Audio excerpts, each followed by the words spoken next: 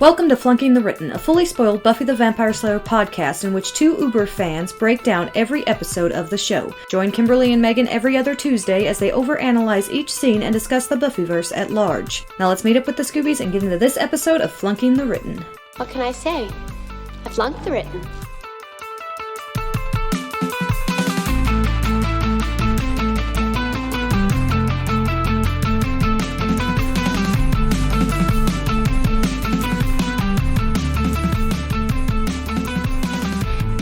All right, Kim, we are ready to start our discussion of Enemies, which was written by Douglas Petrie and directed by David Grossman, and it has, to date, what I consider the worst DVD blurb that we have read thus far in our journey, which is, I'm really upset with this DVD blurb.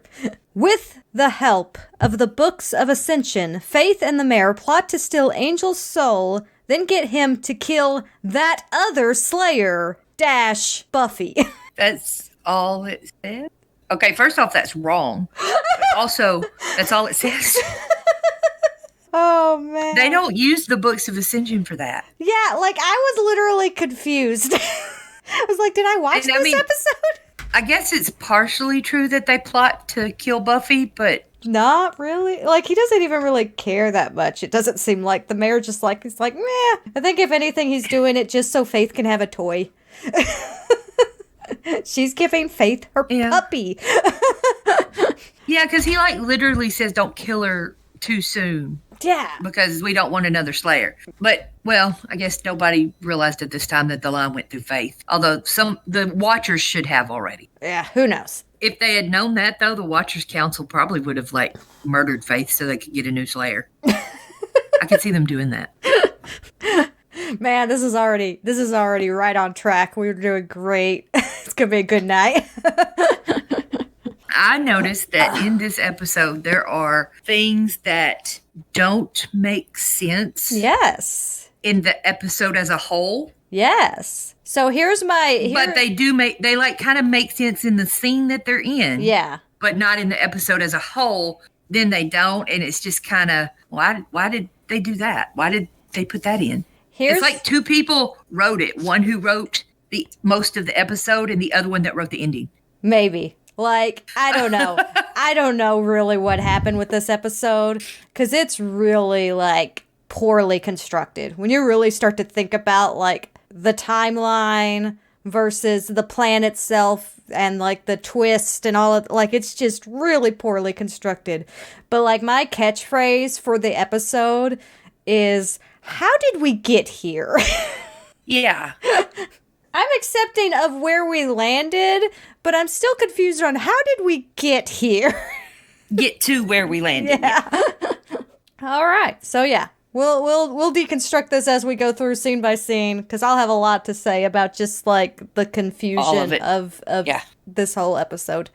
But yeah, we start with Buffy and Angel on a date. They went and watched a apparently very saucy French movie. It's just a made-up French movie. Did you try to look it up? Yeah, well, it's funny because I was trying to figure out if it was supposed to be like a spoof off of something specific or anything. But like, there's a quote I think that's attributed to Joss Whedon at some point that's just like, it's just like a bunch of like French words and reminds you of food. What are the words? I don't know French.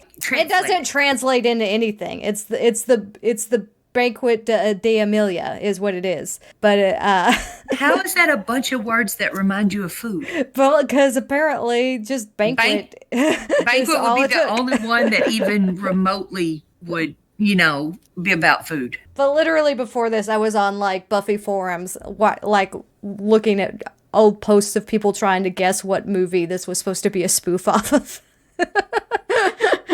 It was very random.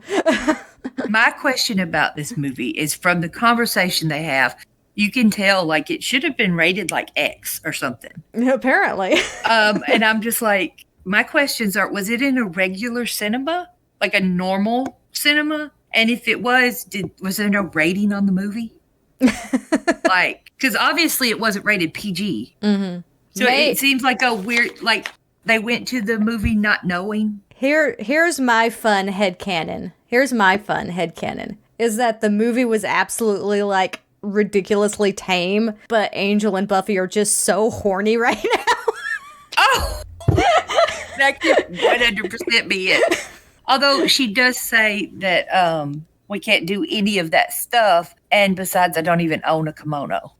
So it might be a little risque, because she says we can't do any of that stuff. Oh, man. My question is, third question, sorry. Not my question, that's the third one. If it was that bad, why didn't they just leave? Yeah, they paid for it already. Like, I mean, are they in, I think they can manage to forget about the price of a movie ticket if it was that bad. But, like, obviously they wanted to stay. Mm-hmm. They like the sauciness. Yeah, it's weird. The conversation afterwards is also, like, it's very on the nose of, like, yeah. Sorry, thinking about that one. Well, the one line, yeah.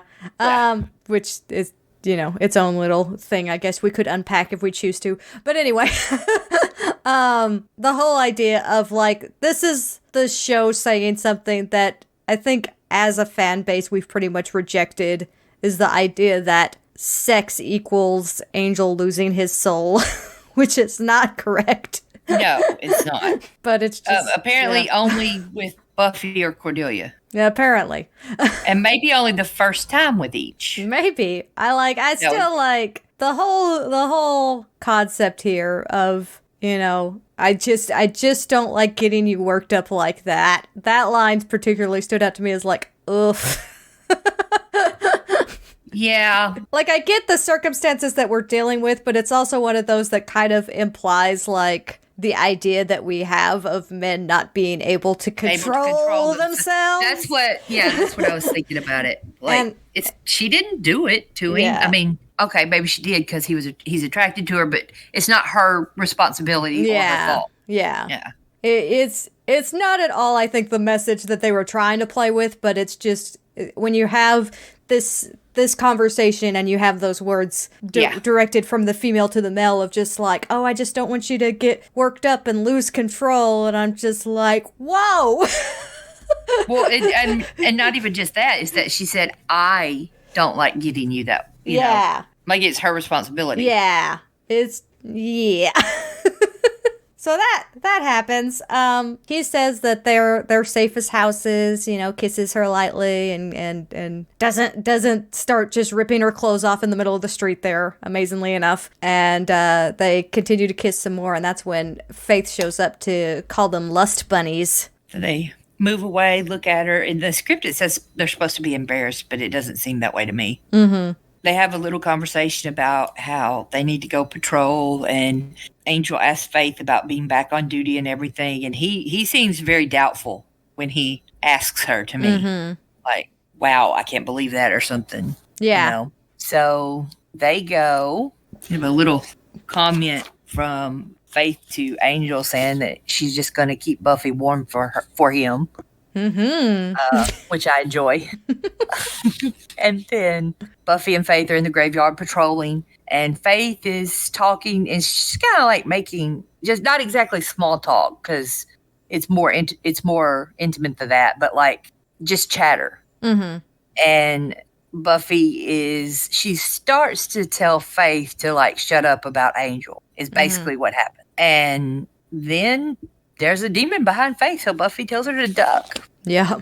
And then Buffy punches the demon. They push him up against the wall, and they both have stakes ready to stab him. Although I'm not sure why they continue with the staking during this scene, since he's obviously not a vampire. Well, it's what they have on hand. You'll get the job done.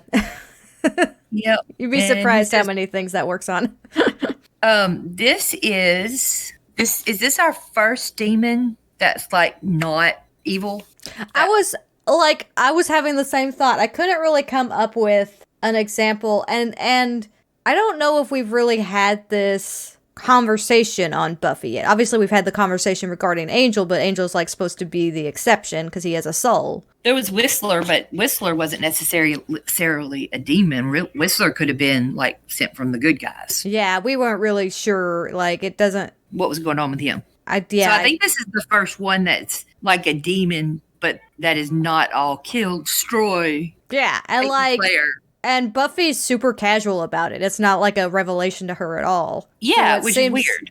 I don't know if it's just through, like, being at Willie's bar or something like that that's kind of caused her to have this understanding. But I feel like this is a bigger deal in, like, season 4 when you're dealing with the initiative. That conversation happens a bit more there. Well, and Faith doesn't act like it's news to her either. Yeah, it's just like... So... They're both pretty chill about the idea of just a casual demon. He's just there wearing his little button down and trying to get him a plane ticket. I don't know how he's gonna. So most of the demons in the Buffyverse have names that make sense. Okay. Their names are like demon names, like the Master, the Destroyer, Killer of Worlds, whatever.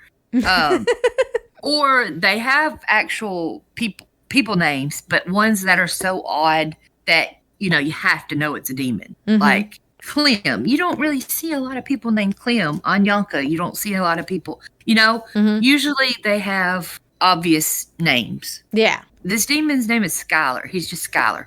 Skylar? Yeah. We give you a people named Skylar. That is not where I thought that was going to go, but I'm totally on board with that being this demon's name.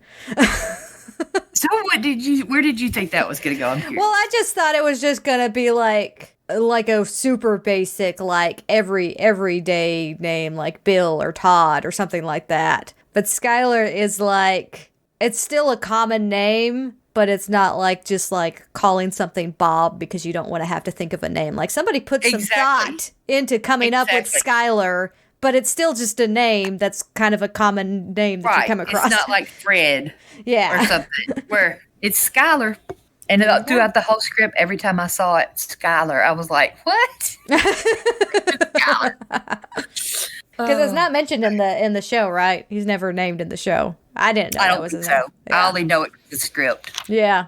Well, he says basically he has the books of Ascension for the mayor, and Buffy doesn't know what they are. Faith doesn't know what they are, and he's like, "Hey, I got to get out of here. So I'm selling the books, $500 or $5,000. Sorry, $5,000." And they're like, "Yeah, we're not going to do that." And he kind of convinces them to think about it. Yeah, he's all like, "Listen, look, I'm a demon coming to Slayers. This got to be a big deal here."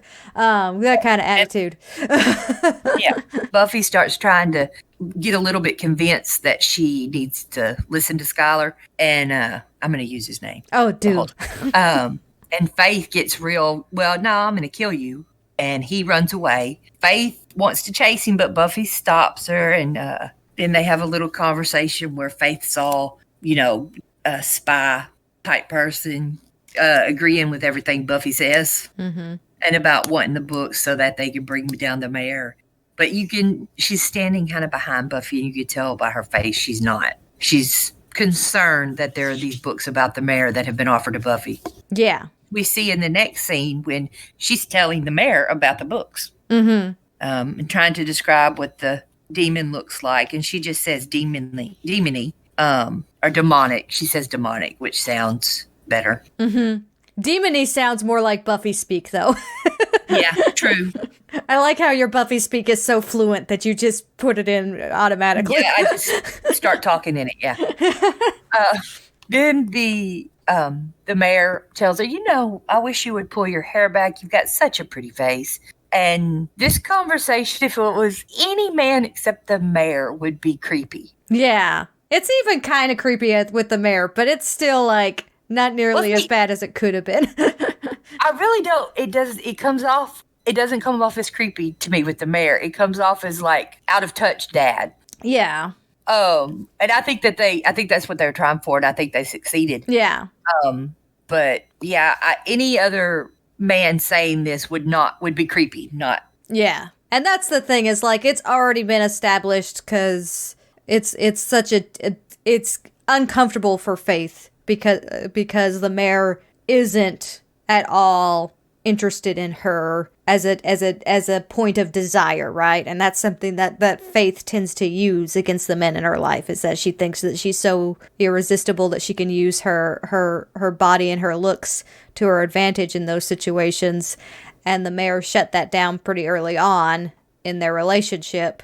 And so, like, this is a kind of a genuine compliment, and Faith's confused by it. When he brings her the milk, she's confused by it. You can see, like, some physical, like, uncomfortableness because he's showing affection without showing sexual desire. He's showing, you know, a form of love that Faith seemingly has no experience with. Okay, so I'm trying to figure out what to say here. You are not okay with spoilers, right? For something you have not consumed? Correct. Okay. So depending on what it is. Let's continue with the scene. The mayor gives her some milk, so because he says it'll put her in a better mood, and there is nothing uncool about healthy teeth and bones. Yeah. What were you gonna like? You can't do that to me. What show were you gonna relate it to, or something? Oh, I wasn't gonna relate it to a show. Okay. I was gonna relate it to the Faith prequel book. Oh, okay. You've started that. Okay, that makes more sense. I got it. I was just like, what kind of random? I know you're going to borrow it and read it after me, and honestly, our podcast is fully spoiled. But I don't know that you personally want me to go there. Yeah, not. Especially, we don't even know if it's not canon, is it? Or is it just something that somebody wrote? I don't think it's necessarily considered canon.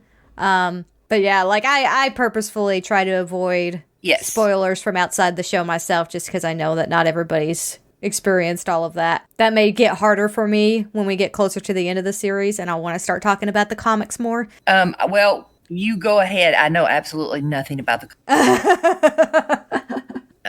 But anyway, yeah, I am interested about the way that Go Ask Malice kind of explains some of that. Because I have a picture in my mind of what Faith's life was like before Sunnydale. And, like, it's painted pretty clearly in places. But I'm interested to see how that all ties in to what I've got going on headcanon-wise. So I think that will be... I'm enjoying it. Yeah, it's I've heard really good things about it. Well, I can't read it as quickly or as fast as I want to, just because I have kids and, you know, they expect to be fed and stuff. Ugh, the worst. Yeah. Right? Every day, too. Every day. Sometimes multiple times a day. Yeah. Wait, multiple times a day. Was I supposed to be doing that? Okay. Well, I will get it. Kim is a fabulous mom. Hey, these people are going to try to track me down. I'll CPS. You're like, okay, so we know she's on the podcast. Yeah. Okay. So the next scene, well, to carry on that, this came off slightly creepy to some people. There is a scene that is cut out. Okay. After the mayor tells her about there's nothing uncool about healthy teeth and bones, Faith says, I don't do milk. And the mayor says, no? Oh, I have what you want. And then he reaches under his desk and brings out a box of powdered chocolate and a spoon and puts powdered chocolate into the milk to make it chocolate milk. Mm-hmm. And then tells her, drink up. And she picks it up and drinks it. And he says, there's my girl. Mm-hmm. So, yeah, they cut that part out. That's interesting. Because now I want to draw parallels that don't exist because of the there's my girl line and then the line between Angel and Buffy at the end, which obviously isn't the relationship. Really, the mayor's the Giles to Buffy, not the Angel to Buffy. They're completely different relationships. But like having those lines there makes it creepy. You're right. That makes it creepier. Technically, the mayor says, that's my girl, and Angel says, you're still my girl, right? Mm-hmm. So, different thing. But still. Angel was asking a question of somebody. The mayor was saying, oh, yes, you are, you know. Mm-hmm. Like a dad would do when his daughter did something he was proud of. Yeah. Like I love how wholesome the mayor is while entirely still convincing me that he is the evilest person that you have ever met. Right? Right. They did the mayor so well. It's such a conflict with who he acts like and who he is. Yeah. Yeah, they did his character so well. Okay, so then the next day we're in the library. Wesley is talking to Buffy and Giles and Xander about what happened. Buffy's kind of filling them in. Giles has some really funny comments in this episode. Yeah, Giles is feeling himself in this episode. Yeah, he is just, yep. I saw it too. And he has a lot of funny stuff and one-liners and stuff in here. Yeah. Very self-satisfied is Giles. Mm-hmm. And I love it. I love self-satisfied Giles. I also enjoy, like, there's a sudden blending in of Wesley that... Yes, had not been there. Yeah, again, feels like, how did we get here? Like, when did this happen? But also, I totally embrace, like, Wesley feels like one of the group. Like, it almost feels like I could totally be on board with Wesley just being a regular now and being slowly integrated into this group. Yeah.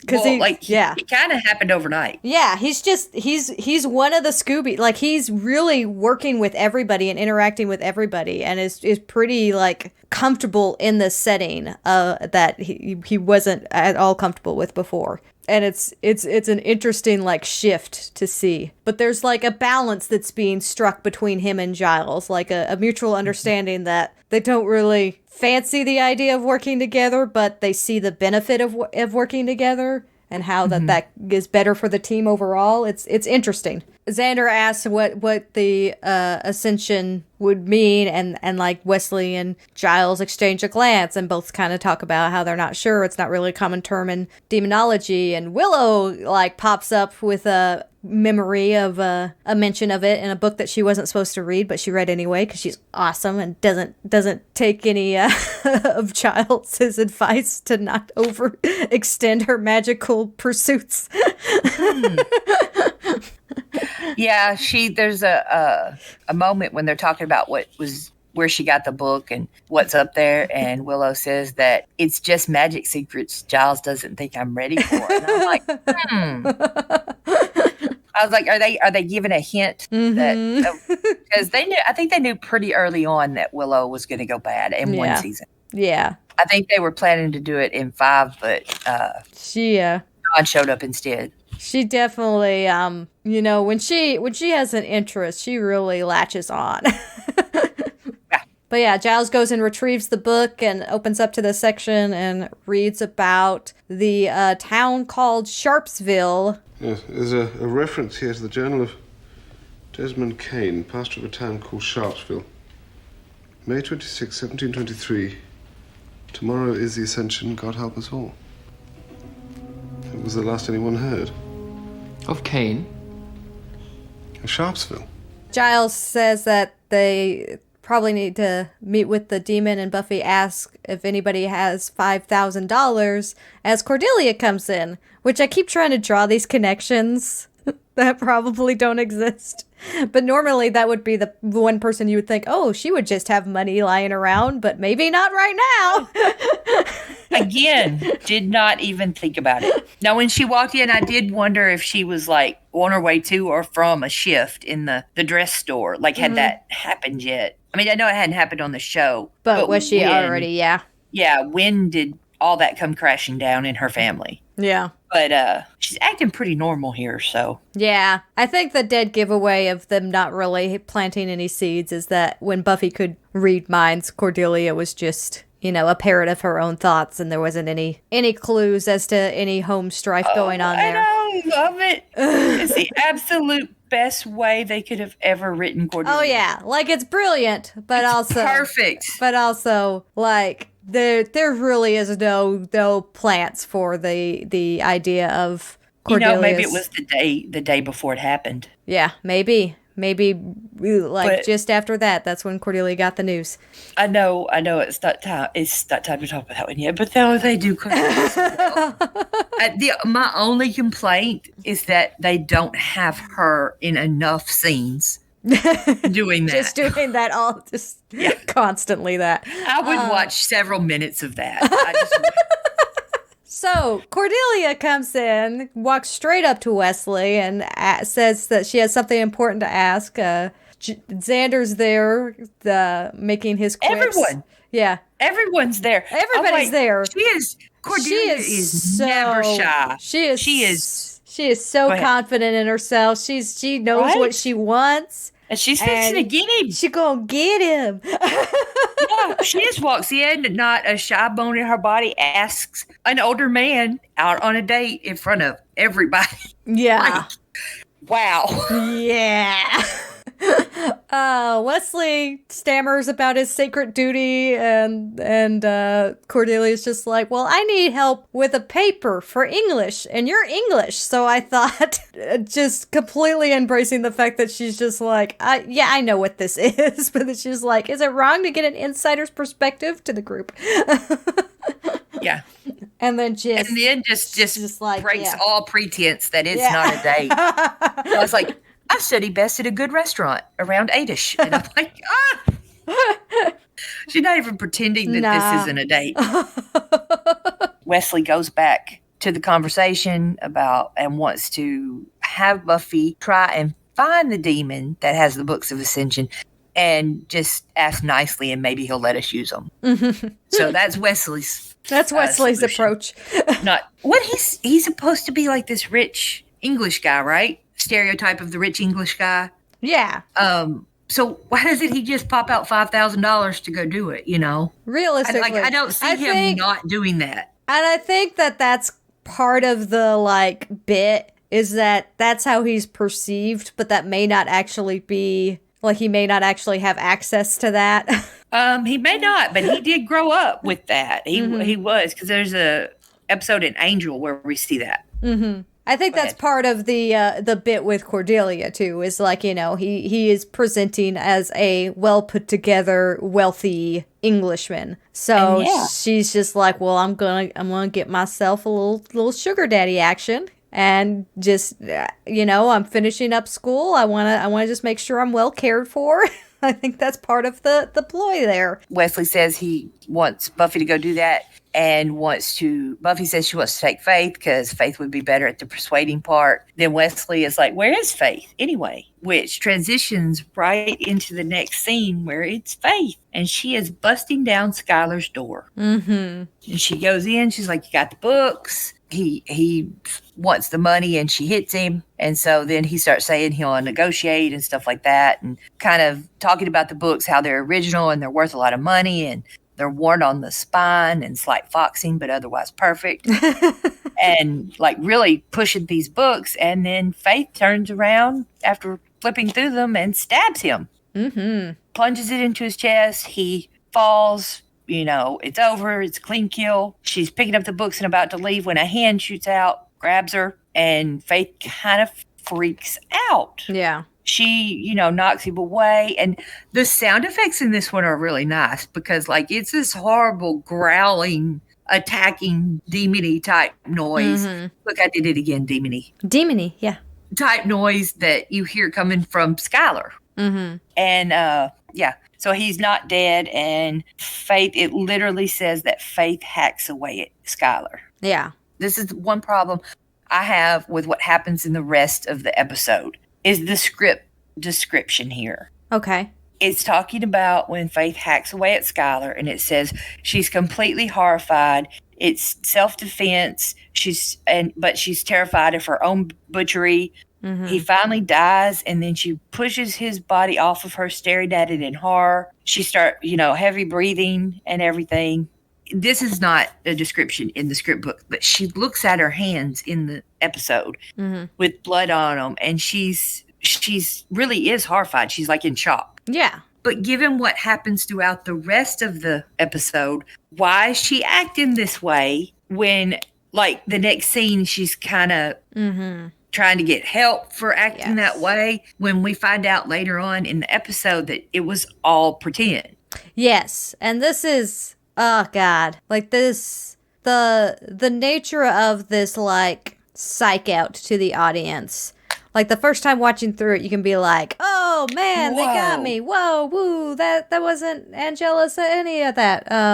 But when you rewatch it or when you try to dissect it, you're just like, then why is this bit? And there's like parts Yeah. about that where it's, well, I'll talk about it a lot during the Angela stuff as well, where there's like stuff where they overextend. They do too much for the audience and not for the logic of what the characters would be doing, right? Right.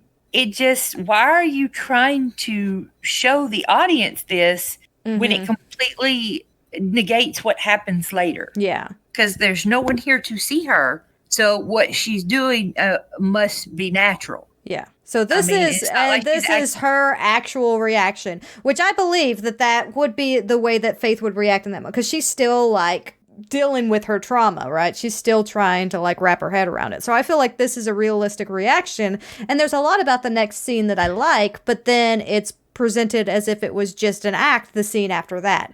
And that's like, It continues to be like, how did we get here? Like that kind of like, what's the conversations that are happening in between these scenes to get these characters to these points? See, the only logical besides that is the one you said about it being for real. And that Faith thinks there's a camera on her. Besides the one that are actually making the show, a camera on her to watch what she's doing, and she thinks it's because they're suspicious of her, you know, which could be a Faith thing, and she's acting for them, not just for the show. Kind of one of those things in this episode that makes no sense. Yeah, if that becomes the thing that you have to start headcanoning to try to make the scene make sense, then it just wasn't filmed correctly. If you have to be like, maybe the person thought there was a camera on them, then you're just like, okay, that's when you know that the episode need to be restructured. Or maybe there was a scene that they cut out that didn't even make it to the script that was her talking about how she suspects them or something. I don't know. And I don't think this is what was intended either, but my way of kind of headcanoning this is that this is genuine, and to a degree what was happening in the next scene is genuine. But when she realized that she was going to fail, extending herself in a certain direction, then she went down. She denied it all. She did, like, in her head said, no, that's not how I act. That was all just make believe that I was feeling that way. Yeah. She had an actual moment of weakness here and continued that moment of weakness with Angel, and then pretended like that was all just pretend and that she wasn't actually feeling those things when she was talking to the mayor about it later, and just like, oh, I did the whole spiel and tried to get him to, feel something for me, and it didn't work, when actually part of that was at her genuinely feeling lost and concerned for what was going on. Yes, which is could be what was happening, except they never actually do that. Where there's also and there's also like some really subtle things in the performance. And I think the performances are great with what they were giving, like with what the way that the story's laid out, what the actors were given, the performances that they did are top notch, because there's just subtle things that you can tell that they're choices that they make to show that the characters acting this way and not just the characters genuinely feeling that way in the moment. And there's some choices that Eliza makes in this next scene that I think lend to that, of like some of the way she's performing this next scene can be read on a second watch of, oh, that's a little bit of a tell there, that she's putting on a show for Angel. So that kind of counteracts the headcanon that this is genuine Faith in this moment, because there's little things that I feel that Eliza does to show that it's an act, because that's what the direction was. Being like, this is all an act, this is not real, because that's the way the episode's laid out, is it's supposed to be a big old fake out again and again, a fake out over a fake out over a fake out. But when you actually start dissecting the episode and looking at it, you're just like, okay, a lot none of the this things makes they did no sense. to do the fake out didn't make sense in the overall plot of the show. Yeah. So let's get into the next scene. Let's get into the next scene. Because, like, God, I would have really loved this scene if and I kind of have to force myself to just headcanon it, that this is actually Faith here, having a freak out, having a genuine freak out, even though there's little bits in it that I feel point the other way. And then she flat out says in the next conversation with the mayor that it was her just trying to get Angel to succumb. I like the one that she is such a conspiracy theorist that she thinks they're watching her. Yeah. Just because Faith is that paranoid about other people because she can't trust anybody. Could be. Like, Faith would be the character that would do it. I like to think. Yeah. And when you watch that scene after she kills Skylar, no, like thinking of it that way, you start to see how overdone it is. Yeah. And how she even starts to look like she's overacting. Like when you watch it thinking that. Yeah. And that's like, you can read so much into every little, Anything. like, because it could be possible. Like, I'm reading into this next scene little things that make me feel like it was Eliza's decision to kind of show that it was a little bit of an act, but that may have not been something that she did at all. Like, she may have just performed it the way she would have performed it straight. And because I know it's an act, I'm trying to find little things. And, you know, I don't know. But like, if I just look at this scene in isolation, and I think this is what you were talking about at the beginning, if I look at this scene removed from everything else and just look at this scene as if it's genuine Angel and genuine Faith, I really like this scene. But when I start dissecting it with the context of the entire episode, I'm just like, man, this scene irritates me. But yeah, so Faith shows up at Angel's and Yes. is still in freak out mode. Possibly. But reading it at face value, still in freak out mode, talking about how her conversation with Angel previously and how killing could make her feel like a god and how she felt like she just came back down to earth, showing her hands covered in blood and explaining that it's not a demon's, but it doesn't make her feel any, or it's not a human's, but it doesn't make her feel any better, and kind of having that very like real, like, you know, this is I feel like I'm losing myself kind of deal. She talks about like how she wants to skip the part where her mother never loved her, and like there's lots of drops there about her mother and her past throughout this episode. She's basically appealing to Angel. Angel says that she does need help and that she can't do this alone, and she's like, yeah, I'm scared of what I am, what I'm turning into, cold-blooded, straight-up killer like you. And I'm not really sure, like, because this is presumably genuine Angel at this moment, whereas Faith, we're assuming it's an act based on what the show tells us to assume. But he says, not like me, I didn't have a choice, but you do. Look, you can stop this. But like the delivery on it. Yeah, like, not like me. You're not like me. I didn't have a choice. And then you're just like, ooh, no, don't. No. That's not a good way. That's literally not a good way to fix somebody who's genuinely coming to you for help. But before that one, there's a line, and I want to point it out because I really feel like it's one of the cheesiest lines ever in all of Buffy. Okay.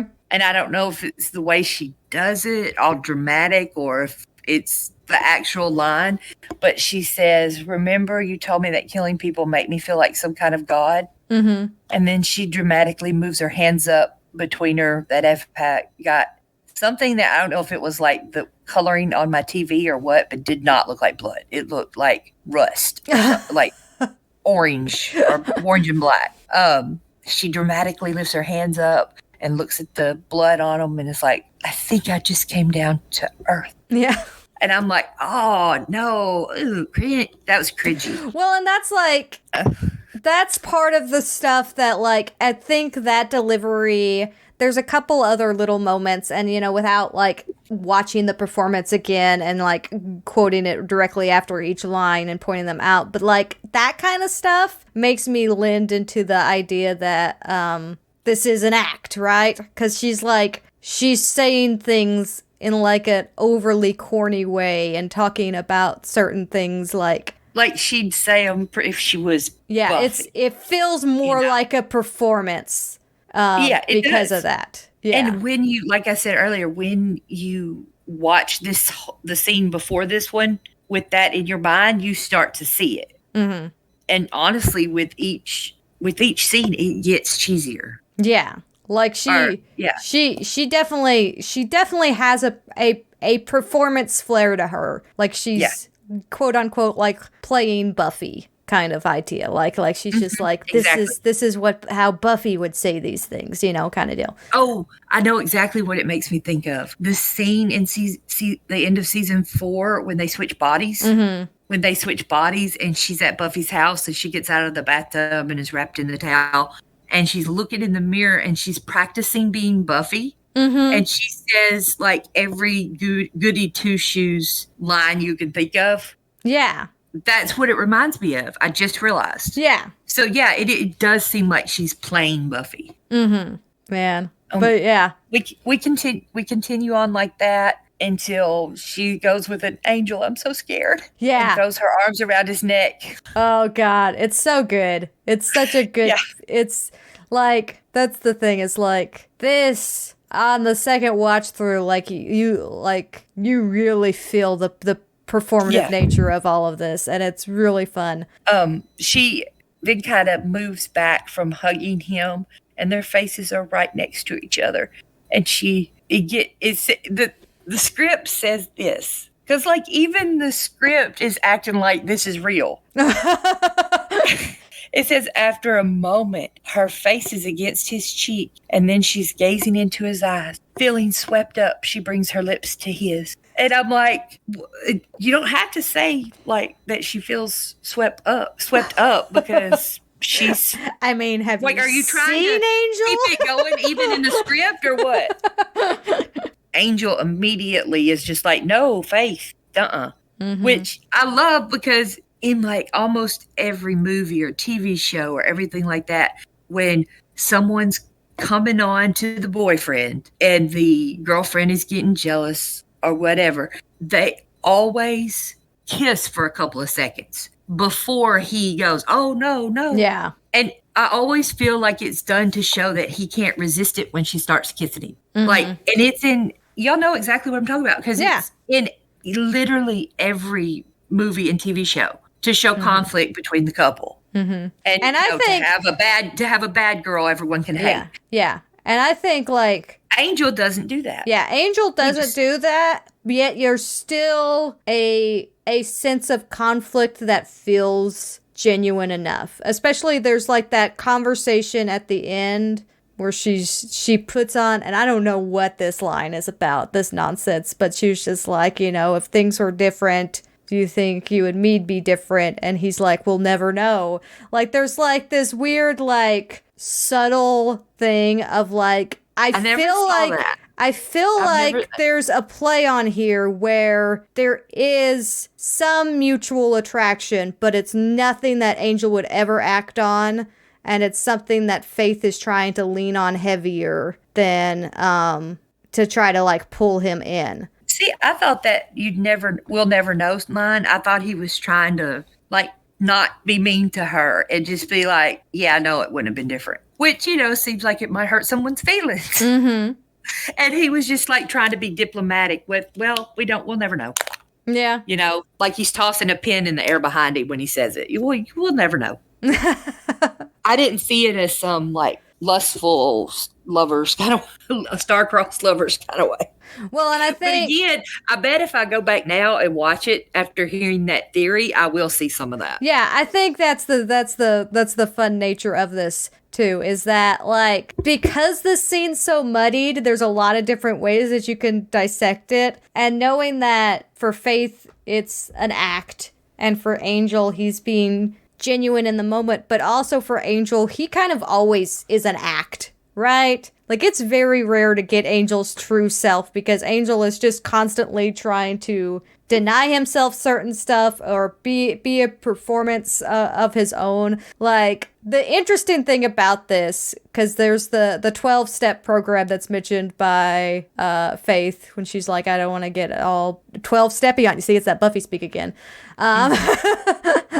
But, like, you know, the idea of sponsors and stuff like that, and the fact that Angel's a vampire with a dark past, and Faith's here feeling like she's being pulled to the dark, and this idea of him being a lifeline for her and all of that stuff. Like, Angel's trying to figure out his place of being like better since amends, right? Since having the pep talk from Buffy that you can live on and do good and stuff like that, he's trying to figure out what does that mean for him. And you can see he's really uncomfortable being around Faith, whether it's because there may be a little bit of attraction there, maybe there's a bloodlust there because of she's talking about these things and he has experienced these things and he's still connected to that side of himself, to the bloodlust side of it. And so that's a danger for him to be around, of somebody who's, you don't want to sponsor too soon. If you're a recovering alcoholic and you have somebody who might slip up that you're sponsoring, you don't want to be dragged down with them, right? That kind of situation where he's trying to figure out a balance of like, how can I be there for Faith, because I feel like I need to be the one to be there for Faith, but to not lose myself in the process. Which is funny because it's in an episode where, he loses his soul. That's and so he has to perform his worst fear, basically, of like what Faith could represent for him. Because as much as, we have this idea of Faith being a shadow self of Buffy and what Buffy could be, there's also the connection between her and Angel, which gets built on even further throughout the series. But like there is a like connection there as well. And so Angel in this moment is very awkward about the idea of being there for Faith because he's afraid about like what darkness he could be pulled into. And then presumably at some point behind the scenes in a situation where I'm not sure how it all worked out or how this plan was hashed out, he was asked to actually pretend to fully embrace that darkness. And I'm just like, how did he decide that was a good idea when he's this uncomfortable in this situation? Yeah. Like, he's trying everything he can to not go into the darkness, and then they're just like, hey, Angel, you want to pretend to not have a soul? And he's just like, sure. No possible issues with that scenario. No trauma that's going to pull up at all. I think it's a good idea. Anyway, we'll get into that as it goes further. There's a lot of different ways you could read this scene. There's one line at the end of the scene that I'm going to go with is the second most cheesy line. Okay. In the episode. And it is when they're starting to part ways and she goes, "You've been a big help. Just knowing someone cares." Because again, it seems like it's too much. Yeah. And now that you said that, that's definitely another one of the performative lines. Like, she plays that up perfect. Yeah, it's not something Faith would ever say. Yeah. Even if Faith was in this situation where she was afraid of going bad and needed Angel's help and, everything, that's still not the way she would say anything. Mm-hmm. Well, and it makes you want, like, because I really want to figure out how they got to the plan that they got to, and like, when did that happen? Because I'm still not convinced that there was time for that to happen the way that this show falls out. But anyway, whenever that happens, like, because one of the biggest how did we get here's that I have is like, how did we get to the point where we were so convinced that Faith was in league with the mayor? Like, when did that happen? Yeah. And I'm wondering if in this moment, when she was putting on her act, there's a part of Angel that was just like, this is an act. Well, I think that they are trying to make you think that Buffy figured it out when they went to Skylar's apartment and Faith reached behind her and turned on that light that neither one of them could see. Mm-hmm. And they never, they're not supposed to have ever been there before. I think that this episode, that's the point you're supposed to realize that Buffy figured it out, because she gives Faith this really long look when it happens. But still, like... But it still never explains any of that. Like, how Buffy knows. Like, are they following Faith? Angel might be following Faith because, he follows them around a lot. Yeah. Like, there's just... and maybe he saw her with the mayor. Like something. How? Something to connect her back to the mayor specifically. Like, I don't know. Like, there's just something... There's something missing. There's a how did we get here explanation that we never get. And it's gonna get worse, because I will complain a lot. So we better move on. Yeah. Well, Faith finally leaves, and she leaves with giving him a kiss on the cheek. And then the camera pans away, and we see Buffy standing outside watching them talk. And from where she's standing, she can't hear them. And they're talking with their heads really close together. That is one thing in the scene before this one, like the scene with Angel and Faith. Angel keeps after the almost kiss thing, Angel keeps his face very close to her for a little bit too long. Yeah. Well, and that's Like, it's just like, why are you not moving back? Move back. It was also like in the kiss moment, because you talk about, oh well, they didn't kiss, which is like, obviously yes, that's a huge step up from a lot of shows. But there's also like, I don't feel like Angel would even let it get that far. Like as far as it got. So I feel like I have to make it seem like Angel was tempted in that moment to explain it. That's like the issue that I have. But there's another line later on that also I really like in that aspect, when he's talking to Faith the second time around and she steps closer and he steps away and she's like, you don't trust me.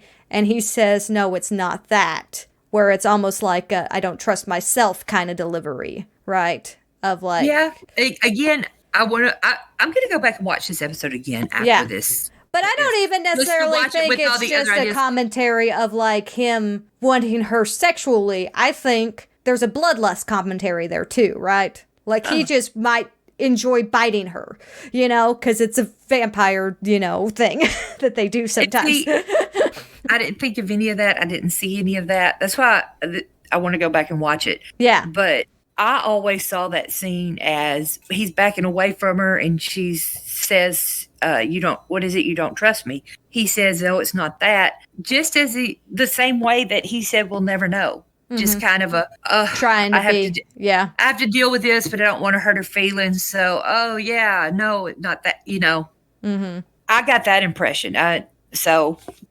Yeah, I don't know. Like, for me, the whole idea of him not wanting to hurt her feelings or something, that just falls apart when, like, very recently he had her chained up and it's just like, it's not that I don't trust you. Well, actually, it's that I don't trust you.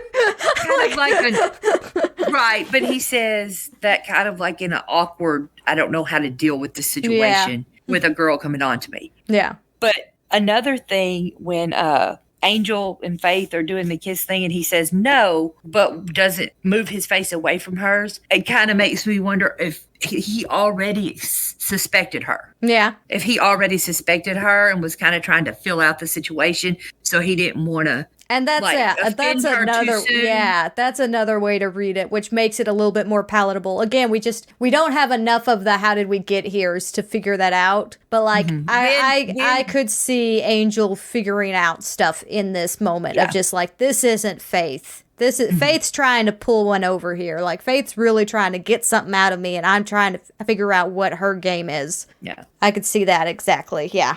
Yeah. Well, then the next scene is Buffy. Like I said, Buffy standing outside, and when, you know, we were going to move on, but then we went back to talking about the scene again. So she's outside watching them. She can see them real close together. Doesn't know what they're saying. It looks suspicious. It really does. And then Buffy turns and leaves. Mm-hmm. And it says she's supposed to be showing confusion and heartbreak, and you know she's real upset and everything. But I was watching that, and I was like, "Just go in and ask. Just go in and ask." And it made me think about how young Buffy is. Like they're really showing how young she is. Yeah, and where she can't go in and ask. You know me, I'm 40. I would barge right in what was happening. And be like, what's going on? Tell me what's happening. I do not care anymore. But it's kind of showing how young she is, where she just can't make herself go in and ask. She's just going to go home and brood about it, and which is what I would have done at that age. Yeah. So very realistic, yet frustrating. So after that, we're at Faith's apartment. And she's saying that, you know, it's not like she wasn't trying, and the mayor's all confused and how he could resist her and all of that. I just don't understand what that boy could be thinking. Try Buffy Summers, like in a big, fat, one-track way. Hey, come on. Don't be discouraged. You're a bright, young, energetic girl with a whole life ahead of her, and I won't tolerate brooding. So you couldn't give him that one moment of true happiness.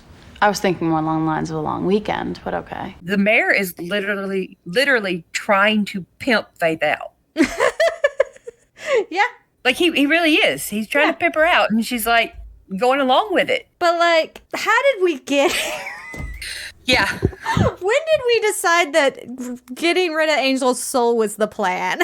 Right. He just drops that. He's just like, we want to do this thing. We want to do this thing. Yeah. So we'll just do it this way. And I'm just like, but how? Why did we decide this is what we wanted to do? Yeah, it's like there should be a little connecting scene between each scene in this episode, just like a little thing that connects things. Also, this conversation, the mayor says there's more than one way to skin a cat, and I happen to know that's factually true. Okay, look, I know he's a demon. Not going to judge him for what he's done because he's a demon. Mm-hmm. But I need more details about it. Like, I need to know how he was in that situation where that was a necessary thing to do. And necessary to do it enough times to where he realized that there was different ways to do it. Right. Necessary to do enough that he had to do it more than one time. Or what he saw as a child that traumatized him. I want to know how you know how to skin a cat in different ways and why that would even be necessary. So basically he says, well, if we can't give him happiness, we'll just take away his soul in the worst way possible. Mm-hmm. And so, now we know that they're going to try to take away his soul. Yeah. Their master plan of taking away Angel's soul for no real reason. I guess to keep Buffy occupied, but not to kill her, but maybe to kill her. Depends on if you read the DVD blurb or not. So we're back at the library with Wesley and Giles just being perfect. It's just Giles is still feeling himself, just like he is embraced all of the quippiness of the Scoobies and elevated it to 11. He's just magnificent. I think you and I have crushes. we every episode that we review and talk about, we talk about how amazing Giles is. And you will see me crush hard over Wesley as this progresses. It'll not be healthy. I do that too, but not until season 2 of Angel. So we got a while for it. We got a bit. So anyway, Giles suggests that maybe he should call the council to run a search through something or another on the Ascension, and Wesley cuts him off and says, the council isn't entirely aware that I'm letting you work for me. And then he's like, with me. But says that they wouldn't be happy with the idea of the two of them collaborating. It's kind of a throw-in, thing where Giles can say a funny quip again, because that's who Giles is in this episode, the funny quip guy. He's replaced Xander, and man, was that needed. We just write Xander out at this point and make Giles the funny quip guy for the rest of the series. I'd be okay with that. But anyway, I digress. But it's a show of Wesley working against the council's well wishes. Mm-hmm. Even though he's still being a little superior in front of Giles, he's just like, oh, you're working for me. I mean, with me. But it is a little subtle thing of just I'm doing this even though the council wouldn't like it. And I'm just like, yeah, we're getting a rebel out of you. We're going to get that. We're going to get that. So Wesley admits, though, that the most expedient plan would be getting the books themselves. And that's when Buffy comes in and kind of says that she can go and try to track him from the scene where they found him. And Wesley's instructing that she needs to wait for Faith. And Buffy's like, well, that's, gonna be hours. The girl makes Godot look punctual. And Wesley's pretty insistent that this is a job for the both of them and says that finding him's going to be extremely difficult. And that's when Xander shows up and he's found the address of the demon. Good on Xander. I feel like there's some initiative going on all around. That's really kind of neat in this episode. People are doing stuff. But Xander went and bribed Willie. Got the address. I beat it out of Willie the Snitch personally. You beat up Willie. Sure.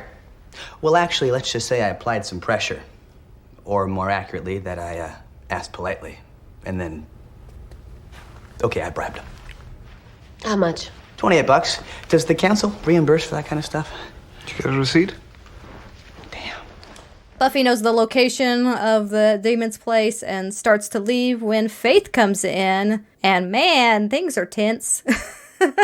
Yeah. Red, it's not even the tense of Buffy knows that she's evil and plotting to kill her.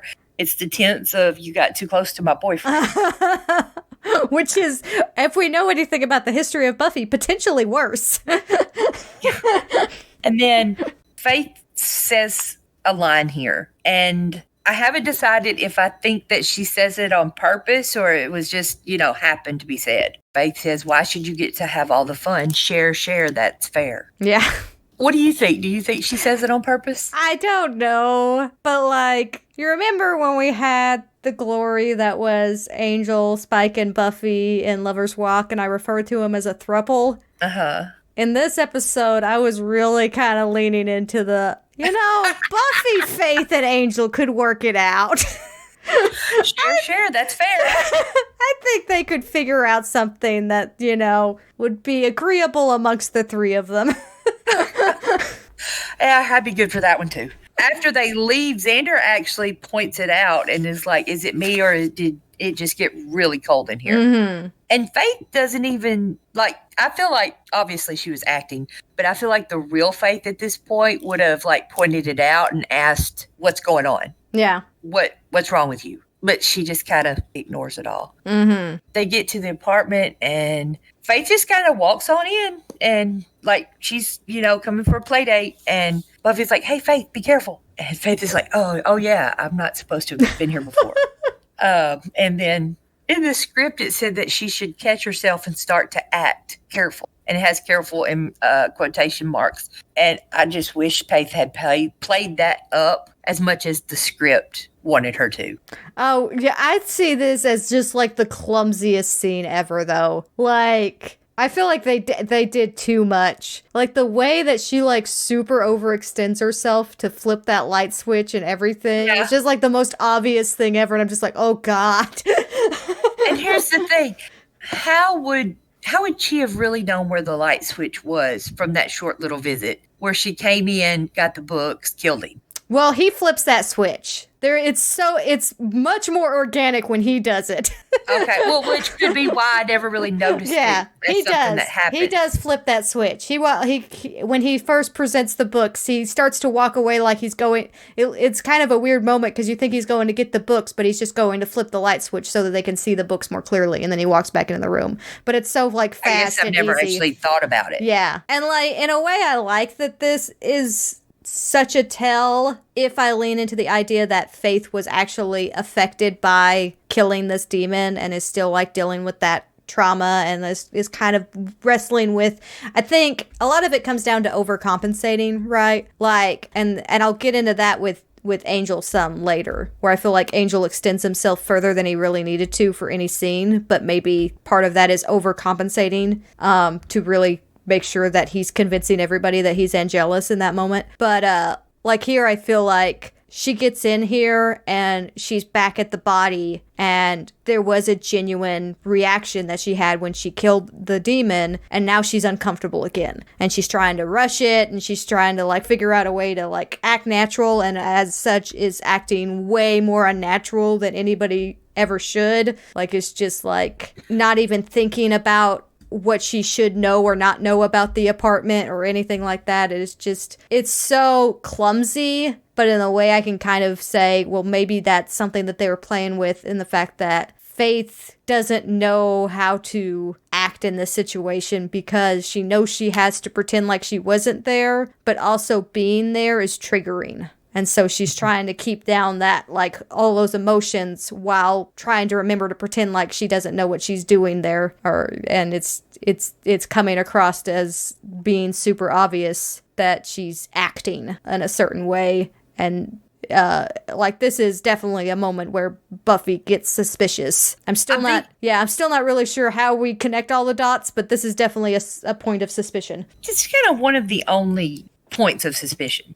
Yeah. that they put out there. I think that they kind of had Faith do that to exaggerate so much when she was doing the scene with the light switch because they are trying to make sure that the audience catches it. Mm-hmm. They make it look do this really over exaggerated, and we want to make sure that they start to think something is up when they see Buffy notice that is so exaggerated. The scene was made for the audience to catch that one little part, I think. Yeah. I think it's really made for the second watch through. Like, you can see, Yeah. but until you know the twist at the end, you're not going to remember this moment at the end of the episode when they reveal that Angel never actually lost his soul. You're not going to think back and be like, oh, wait, earlier when Faith flipped the light switch. But the second watch through, you see that light switch flip, and she's like, oh, that's when Buffy got suspicious because she knew, and she's trying to cover up because she knew that's the apartment. They keep so many conversations from us. Yeah. It's just a big hot mess. So they find the demon body, and Faith kind of just tries to act as casually as she can, and just like, man, someone really had it in for this guy. Some hit. Betting they got the books. And Buffy even says this wasn't just a hit. This was somebody's idea of a party. And Faith's like, maybe he put up a fight. So like, there's some stuff going on that isn't the subtlest when it comes from Faith. But she says, we gotta go. We gotta get out of here. And starts like urging Buffy to leave. And Buffy stares at the body for just a second longer and then walks out the door. And they leave the apartment, and then we cut to the mayor sitting with the super shaman ninja shadow man. Let's give him a name. Let's give him a name. What's a Skylar-esque name? Jennifer. It's kind of like Skylar S. Yeah, sure. Like, it's a name, but not one you would pick, like, like, to really like Bertha or something, that the names people pick when they're trying to make the name funny. Okay. Jennifer the shaman. Okay. Did you think Jennifer's one? Huh? It's right in the middle there, like Skylar is. We're thinking about this way too hard. This is going to be a very, very long one. So Jennifer's there nodding as the mayor's asking questions about, if Jennifer knows why the mayor summoned them, and, I kind of like having him, when he's so obviously male presenting, let's refer to him as Jennifer. Yeah. Jennifer continues to nod that he can do it, and he doesn't need anything from the mayor, and then the mayor's just like, you're not much of a people person, and then the Jennifer's just like, all business, and it's just like great danger, and calling me deadliest magics needed to rob this creature of its soul. So that points at what Jennifer's task is, and says that it shall be done. And the mayor Wilkins is like, well, that's just swell. Would you like a mint? They're low calorie. So it kind of makes me wonder if it's so easy to rob Angel of his soul, calling Jennifer. Yeah, calling Jennifer. Asking him to do it and stuff. Why they never thought of it in Angel when they were trying to take his soul to find out about the big rock guy. Yeah. It seems like it's shown in a way that maybe that Jennifer can actually do it, but also there's that bit at the end where maybe this was all an act on Jennifer too. Maybe Jennifer is in fact the best actor out of all of the performances. It's only that the mayor thought it could be done. Yeah, really, and maybe that Jennifer never could do this, but somehow got an in with the mayor and talked to Giles. Like, that's the, like, when did that conversation happen, and when did that get communicated to Buffy, and when did Buffy communicate with Angel? Like, there's a lot that I'm not sure how it works timeline-wise. And I kind of wonder, the mayor, like, once he found out that it was fake, that the shaman played him, he's a pretty advanced demon. For some reason, the shaman must be confident enough in his skills that he's not scared of the mayor coming after him for pretending like that. Apparently. Like, I think that Jennifer is definitely more powerful than, like, definitely powerful enough to convince people that they can do something like remove Angel's soul pretty easily. So here's my timeline I'm forming. And this is not something I've thought long enough about to know if it makes sense. But I'm wondering... No, that doesn't make sense either. I was almost wondering if there was a conversation, like if the shaman came to Giles immediately. Like immediately when he was first contacted by the mayor to be like... I have this job to remove this souled vampire, and the shaman knew that it was connected to Giles and knew Giles, and so Jennifer went to Giles and was just like, blah, blah, blah, blah, this, and all of this information was done before the previous Angel and Faith scene. And so Angel knew at that point that there was already stuff plotting. I don't know. Like, I don't think that works either, but that could also frame, like, some more suspicion all around. Because I also don't know why they decide to keep it a secret. Like, why they don't tell, like, Willow and Xander what's going on. And then you have the scene between Buffy and Willow that wouldn't make sense in that circumstance. So that doesn't work either. Like, the timeline just doesn't make sense to me. When does Buffy and Angel talk? Because it's at the end of the episode, Buffy says, I asked you to do this. When did she ask him to do this? It doesn't make sense. Anyway, moving on. So, yeah, Buffy and Willow are there hanging out at the school. Buffy's all preoccupied and Willow's getting it out of her by just looking at her a bunch. And she says that she saw Faith at Angel's place and they looked sort of intimate. And Willow's just like, no way, that's not ever gonna happen. And Buffy's like, yeah, Faith would never do that. And Willow's just like, Faith would definitely do that. She's the do that girl.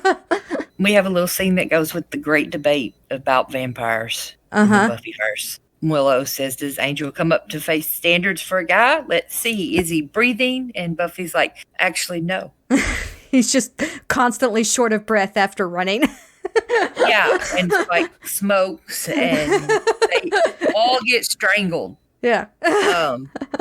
Yeah, so it's one of the, So they are, don't they? You know. Willow proceeds to then tell Buffy that Angel would never do that. Faith would, but she can trust Angel. Yeah. I somehow wonder how much did Buffy know? And I mean, and if she knew everything, why was she bothered to pretend with Willow? Yeah, this is framed in a situation where it seems like she's really she's really genuinely upset, and there hasn't been any conversation about Faith trying to double cross them and get Angel's soul removed and working with the mayor. Like, it seems like this is just about a moment of intimacy that she walked in on between Angel and Faith, and that was what was going on. And and it doesn't make sense in the context of the show. Doesn't make sense because we've already had Buffy raising suspicions. We know that Jennifer at some point comes to Giles and explains what they've been tasked with, and then Giles brings in Buffy and they both bring in Angel because Angel has to be part of this plan. He has to know to pretend that he doesn't have a soul. So, like, when does this all happen? It doesn't really make perfect sense. And why they chose to keep it from Willow. Because it could be at this moment I feel like Buffy doesn't know. Buffy hasn't gotten in on the plan yet. Giles is probably talking with Jennifer right now as we speak. And then later on when she's just like, oh, I went to Angel's mansion, but he wasn't there, that he actually was, and there was a moment where they all talked, and that's when it's presumed that she asked Angel to do this for her. But again, I'm not really sure why they chose to keep it a secret from all the Scoobies. One, it's a danger if they go and, like, just continue trusting Faith when everybody's suspicious of Faith, but it's also a danger if they think Angel's turned, because Angel's putting on an act, and they don't realize that he's doing that. Yeah. So, like, there's a lot of messiness that I don't agree with. But anyway, Buffy and Willow have this conversation that basically ends with Willow telling Buffy that she better go and talk to Angel. And yeah, then we cut to Angel and Faith at the mansion. So this is like the way I immediately every time I watch this episode, my immediate thought when I see that is, oh, Buffy's going to talk to Angel, so she's going to walk in on something again. Yeah, it makes it seem like this happened like at the same time or right after that conversation between Buffy and Willow, to where Buffy would not have had time to make it over to Angel's at this point. And later on, when she says he wasn't there, it makes it seem like Angel and Faith had already left to go see the mayor, and that's why he wasn't there. So that timeline literally leaves no time for Buffy and Angel to talk privately. And so, like, when was Angel let in on this plan? Like, when does that actually happen? We don't know. It's just, we're just told that that's what happened without actually ever given any logistics on how that could have possibly happened within the way the episode's framed out. It's kind of rough. Faith comes again with some act, saying that she's not so good at apologies. And again, like, she's... Why is she here to apologize? Because she already apologized before. Yeah. Why did she come back for that?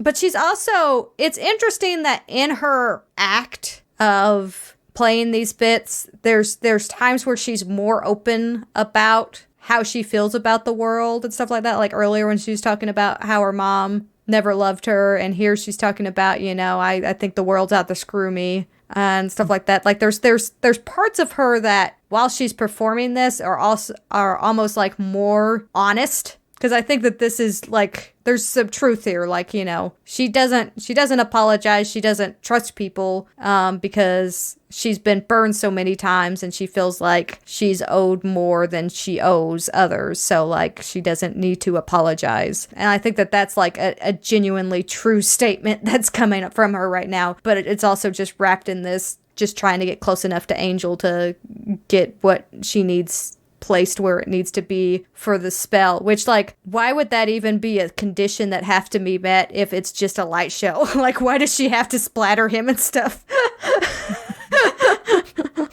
Like, Jennifer could just make up any reason at all, like, don't... Maybe the mayor researched just enough about how the spell was supposed to work to know that it had to happen that way. And so even though the shaman's not actually performing the spell, they still had to go along with the charade. And that's why Faith had to splatter him. But other than that, it just doesn't make sense. Also why he went with the charade of actually saying words about taking the demon's soul, but in another language that nobody could understand. He could have just said anything. It could have been his order at the local fast food place that night. Like, it didn't matter what he said. But he still went to all this trouble. Faith wouldn't have known. Yeah, that's great. Oh, that's so funny. And did the demon, your soul no longer belongs. And it's like there's a translation of what it says. There's a translation in there. Oh, God, that's hilarious. And he actually said the words and everything. It's like, why?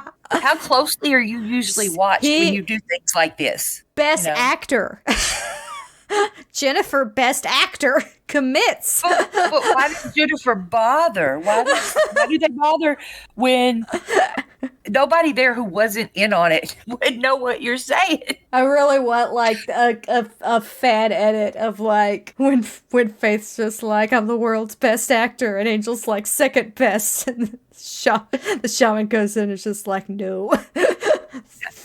And the shaman, even at the very end, is like saying it all with exclamation points, like all excited, and this is intense. But why?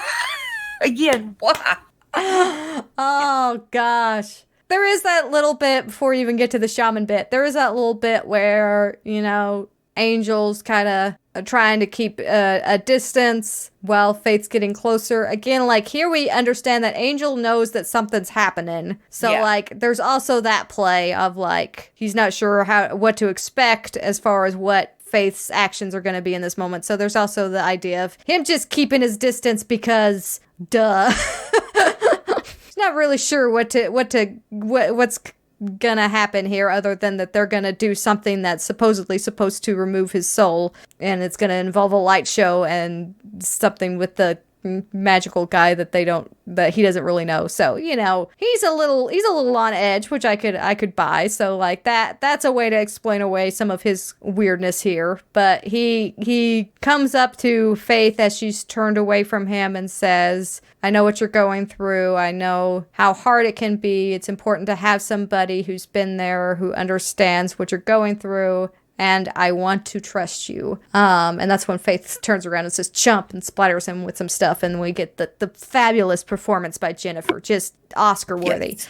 But all of this is unnecessary. Like, if at this point, like, there's so many acts going on here. There's so many people performing to try to get some end result, where Faith's trying to perform to convince Angel to get close enough so that she can splatter him with some blood for a spell that the shaman's performing but not actually casting, and then Angel's performing because we know that Angel knows that this is all about to happen, that he's in the loop at this point, so he's performing trying to like get through to Faith somehow. Like, it's just everybody's acting in this scene.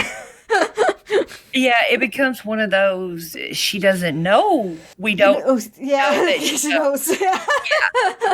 One of those type things. Oh, man. So yeah, the light show happens. Angel is presumably soulless and decides to make out with Faith because, why wouldn't you? I have an issue. I don't really have an issue with this because that Faith would not kiss a vampire in vamp face. Yeah. I just don't see it happening. Buffy and Angel are completely in love. They kiss like one time when he's in vamp face. And afterwards, it's kind of a whole conversation about it. And it never happens again. And Faith hates vampires way more than Buffy. Yeah. And is not in love with him. And I just do not see her making out with him with his vamp face on. Like, she literally went from Slayer of the Vampire to evil chick. They just met each other. There was no getting there. Yeah. It's almost like, how did we get here? Yeah. The title of this podcast should be how did we get here? It's so it's so applicable to every dang scene. Yeah. And I think Faith falls hard in this episode. Really, the amount that she just embraces the darkness in this episode. She's just like, that was fast. Right. It went from 0 to 100. Yeah. So then they keep kissing, and Faith kind of pulls away, and Angel's like, or Angelus. Yes. This might get confusing because he is, for all intents and purposes, Angelus now, even though he's pretending. But in the script, it still has him as Angel. Okay. And doesn't have Angel pretending or anything like that. So he tells her thanks so much, and then just backhands her. It's good to have the taste of a Slayer back in my mouth. It's like cigarettes, Just when I thought I'd quit. No. Really, don't get up. And I want to say Angel is way better at pretending than Faith is. Yeah. Or way worse. It's so here's the fun part. The real probably the most satisfying interpretation that I've had of this that's come across is that this isn't Angel pretending to be Angelus. This is Angel letting Angelus out, which is interesting to think about, is the fact that this is something that Angel constantly just keeps buried, but he still kind of has that in him. He's still just kind of, if he really wants to lean into Angelus and just let that come to the surface, it's possible for him to do. I like that theory, but if that's the case, then when does he put Angelus, fight him back down? Because we never see that. All the time. Well, he deliberately let him out. Mm-hmm. So how would it doesn't show him fighting Angelus back again. Well, it's not like it's truly Angelus. It's not like he has lost his soul. It's just he, even as Angel with the soul, he still desires these things. He still likes the idea of leaning into this darkness. In his efforts to keep this buried, keeps himself closed off, does all of these things very intentionally, and when he's just let loose, let free, and there's some dialogue in there that even kind of talks about he's now I'm free, it's still Angel, but it's Angel acting in more of the way that Liam would have acted, right? If you really want to go back to the core, just letting himself enjoy those things that he still would even enjoy with a soul, but he keeps them all buried because he knows he can go too far, kind of deal. Because I think that's the only way I can justify, some of the stuff that Angel does in this episode. Because Angel really goes hard. Yeah. He goes hard.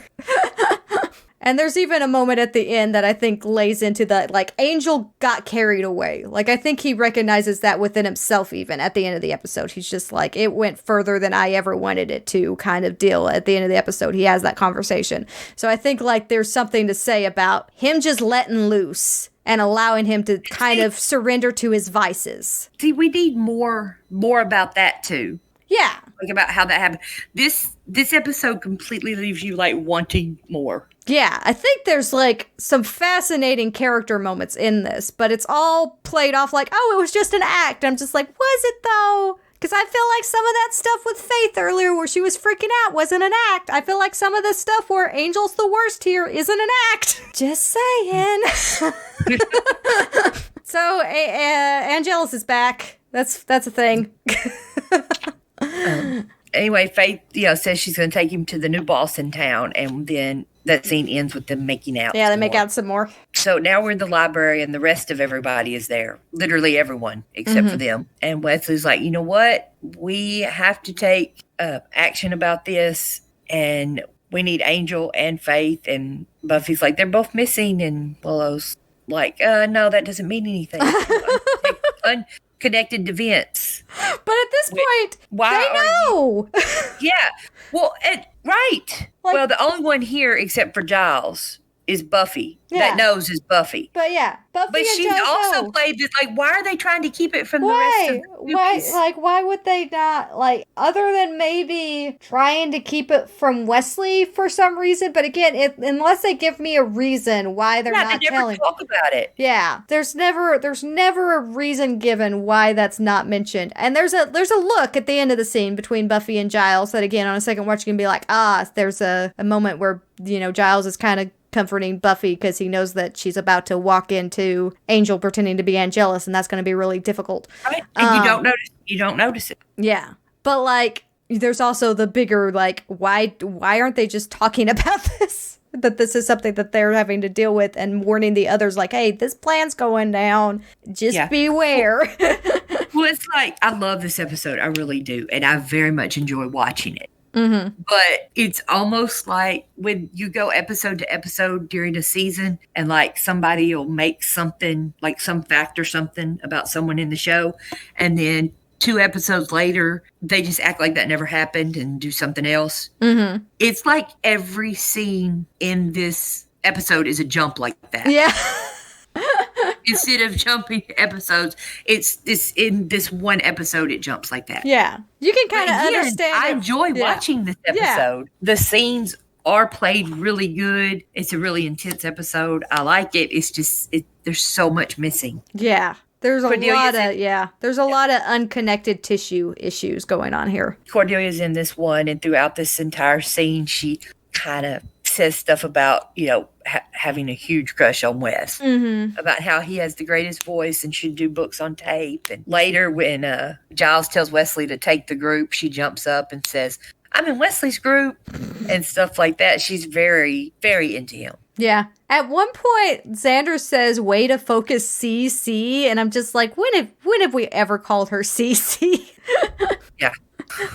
I am confused by that, and I do not like that nickname for her for whatever reason. I don't mind the name, the name CC, but I just, like, for some reason, it just doesn't feel right. And it almost feels like maybe people tried to do that at one point, and she shot it down, and so Xander's using it deliberately because he knows she doesn't like being called that. I don't know. Like, that would be the only, because that's, I think, as far as I know, the only time that she's ever referred to as CC. Right, but even if that happened between them, we don't know that. Yeah. We are putting so much extra stuff into this episode. But this episode, you kind of have to talk about it because so much is missing. Yeah, this episode could have been like three episodes. And Giles, then he tells Buffy that she needs to try to get the books. Mm-hmm. Try the mayor's office, but be careful and don't confront the mayor. And it's just like, why are you know what she's fixing to go do. Yeah, like, it's just like, but I guess he's just putting on a front for everybody else. But, like, why are they keeping it? Like, I need that more than, like, if they could have just explained that, like, if somebody could have said, why didn't you tell us? And they would have been, because of this. Even if that would have been the most illogical explanation ever, it would have been an explanation. Yeah. If Willow had been like, why didn't you tell me that was going to happen? Yeah, she says she's going to go home and stock up on weapons. Which she does, which is also weird. Yeah, that she actually stocks up on them. I don't know. Especially when Faith wasn't in this meeting. She didn't hear that. Yeah. So that reason that Buffy has to do it. Yeah, there was obviously a plan for, I guess, Angel like made before where Angel was supposed to come to Buffy's house to get them, which I don't think that would have been a plan that Buffy would have been on board with anyway, because that would have gotten Joyce involved. Right. And also, she was actually putting weapons in a bag. She was actually, yeah. Take. So, yeah. And then Wesley and Willow have a little conversation about how she didn't get anything off hacking into the mayor's computer because it was all gone when she got there. And then Oz mentions the Hall of Records. They decide every single person except Giles and Buffy are going to go there and research. Giles is going to stay in the library by himself, and Buffy's going to go collect weapons that she doesn't need. It's a good plan. Xander says he's, I don't want to go, because he doesn't want to see Cordelia floating with Wesley the whole time. And as they're walking out, it's just this little moment of cuteness where Willow says to Oz, all proud, they all liked your plan. It's really cute. I love it. And then the next scene is Faith and Angel with the mayor. There's a whole lot of the mayor trying to parent Angel. Yeah. And it's funny to me because isn't Angel older than the mayor? Probably, or not so dramatically younger than the mayor. Like, we know the mayor's over 100 years old, but we don't know how much over 100 years old he is. I don't know how old the mayor technically is. Well, there's a whole lot of, in this entire scene, lots of young man, boy, kids today, type of comments toward him. And it's just like, he's probably older than you. It's very possible. Faith asks the mayor, so can I keep him? And the mayor kind of asks questions about the transition and getting rid of his soul and all that. And Angel kind of threatens the mayor that he wants to kill him. And so the mayor's like, yeah, go ahead. Angel immediately does it. At which point it went through the mayor's hand and he heals and then tells Angel that he is impervious. He can't be harmed. And Angel looks surprised in this episode. Yeah. Like, it might be genuine surprise. Yeah, like that he's discovering something that's important. That is like a legitimately like super important thing that they discovered this episode that they don't mention in the list of stuff that actually made this plan kind of worth it at the end. Like, this to me is probably important. Probably like this and the specific date of the ascension are like the two most important pieces of evidence that they gathered, and they don't even mention the fact that the mayor's immortal at the end of the episode when they're talking about, well, this is what we gained from this plan. You just assume that they've already talked to each other and shared that information, about the mayor. Yeah. I'm sorry. I assume that these people communicate. That was my fault. Like, you assume that they've already, that there's just a scene that wasn't in here where they got together and talked about that. Yeah. Already. Yeah. That's what I meant. Yeah. The mayor does one of his don't like germs thing. And so Angel's got that bit of information too. He tells the mayor he's going to find the Slayer and torture her and kill her. And the mayor's just like, not so fast. We don't want a new Slayer. And Faith and Angel just, go. They're going to try to get Buffy and torture her for a while. And the mayor tells Angel as he's leaving, try to have her home by 11. And then after they leave, says she's not a little girl anymore. But I try to pretend that doesn't happen because it's kind of dumb.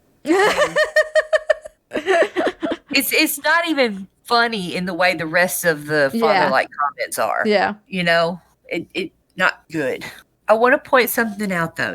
Earlier they had the conversation where the mayor, it was one of the very first scenes, the mayor told Faith that she was so pretty and he wished she'd wear her hair back so you could see her face. In this scene, her hair is back. I don't know how long it stays that way, but in this scene, her hair is pushed back. Yeah. I didn't. I didn't pick up on it, but thinking about that scene, I remember some of the shots and showing that you could see her face very clearly in them. I was just like, oh yeah, it is. Yeah, I thought it last night when I was watching it, but I think it was the first time I had connected that to now she's got her hair back. Because I know it's because he asked her to. Yeah. Isn't there a time where she actually has it pulled back in a ponytail? We'll get to it. I don't know. If it's there, it's there. If we notice, we'll point it out. We'll point it out then. And then we have Xander walking down the street, kind of mocking Wesley and Cordelia. And then he sees Angel and Faith. Is like, wait up, guys, wait up. And runs up there and tells them that Buffy is at her house. But Angel would already know this. Yeah, like, I don't know what the plan, like, oh, God. It's like this needed to be said because Xander didn't know the plan. So he come up and just casually said, she's looking for you, she's here. Why did the writers bother when Angel already knew the plan to meet her at the house? Oh, God. Otherwise, he wouldn't have done it. Yeah. Anyway, it's kind of a smooth scene where they walk by and as they meet each other, Angel punches him in the face and knocks him unconscious. Xander's laying on the sidewalk, and Angel and Faith never break stride. Yeah. Never. So then we're at Buffy's house, and the doorbell rings. So this scene, Angel took it too far. Yeah. Say, you change your hair? Highlights. It's nice. This is not a necessary part of the performance. This is just Angel being creepy AF. Like, you don't have to do this to convince Faith that you're Angelus. You don't have to, like, point out Joyce's hair. Like, there's nothing about this. It's just unsettling to watch. It's for the audience. It's to make a tense moment for the audience that completely breaks the fourth wall when you realize that Angel has his soul here. Yeah. This is a part where where Angel took it too far. He did not have to act in this moment. He could have just walked right upstairs and not had to do these extra bits of like, I'm gonna be a creepy vampire guy. As much as I love this episode, isn't what they're doing the entire time? Acting that they don't have to do? Like they're in the entire episode? Yeah. But, like, I'm still going to point them all out. I mean, we laughed about Jennifer for, like, half an hour. That's a good point. They do this, and they walk up to Buffy's room. Oh, this is very creepy here. Yes. He does this thing where he gives Buffy a kiss on the forehead without stopping from staring at Faith. I know. And this is performative, and this I do, like, I mean, it's still, like, overextended, but I could understand this performance of trying to keep the Faith on his side and being like, oh, I'm being affectionate towards Buffy, but I really like you, Yannadale, trying to keep Faith in his pocket. That actually seems like an intentional moment to me. But like, yeah, but it's also when you just watch it, it's so creepy. It's so creepy. It's like, Angel, you messed up. Now, is the scene where Buffy leaves the house and talks to her mom in the episode?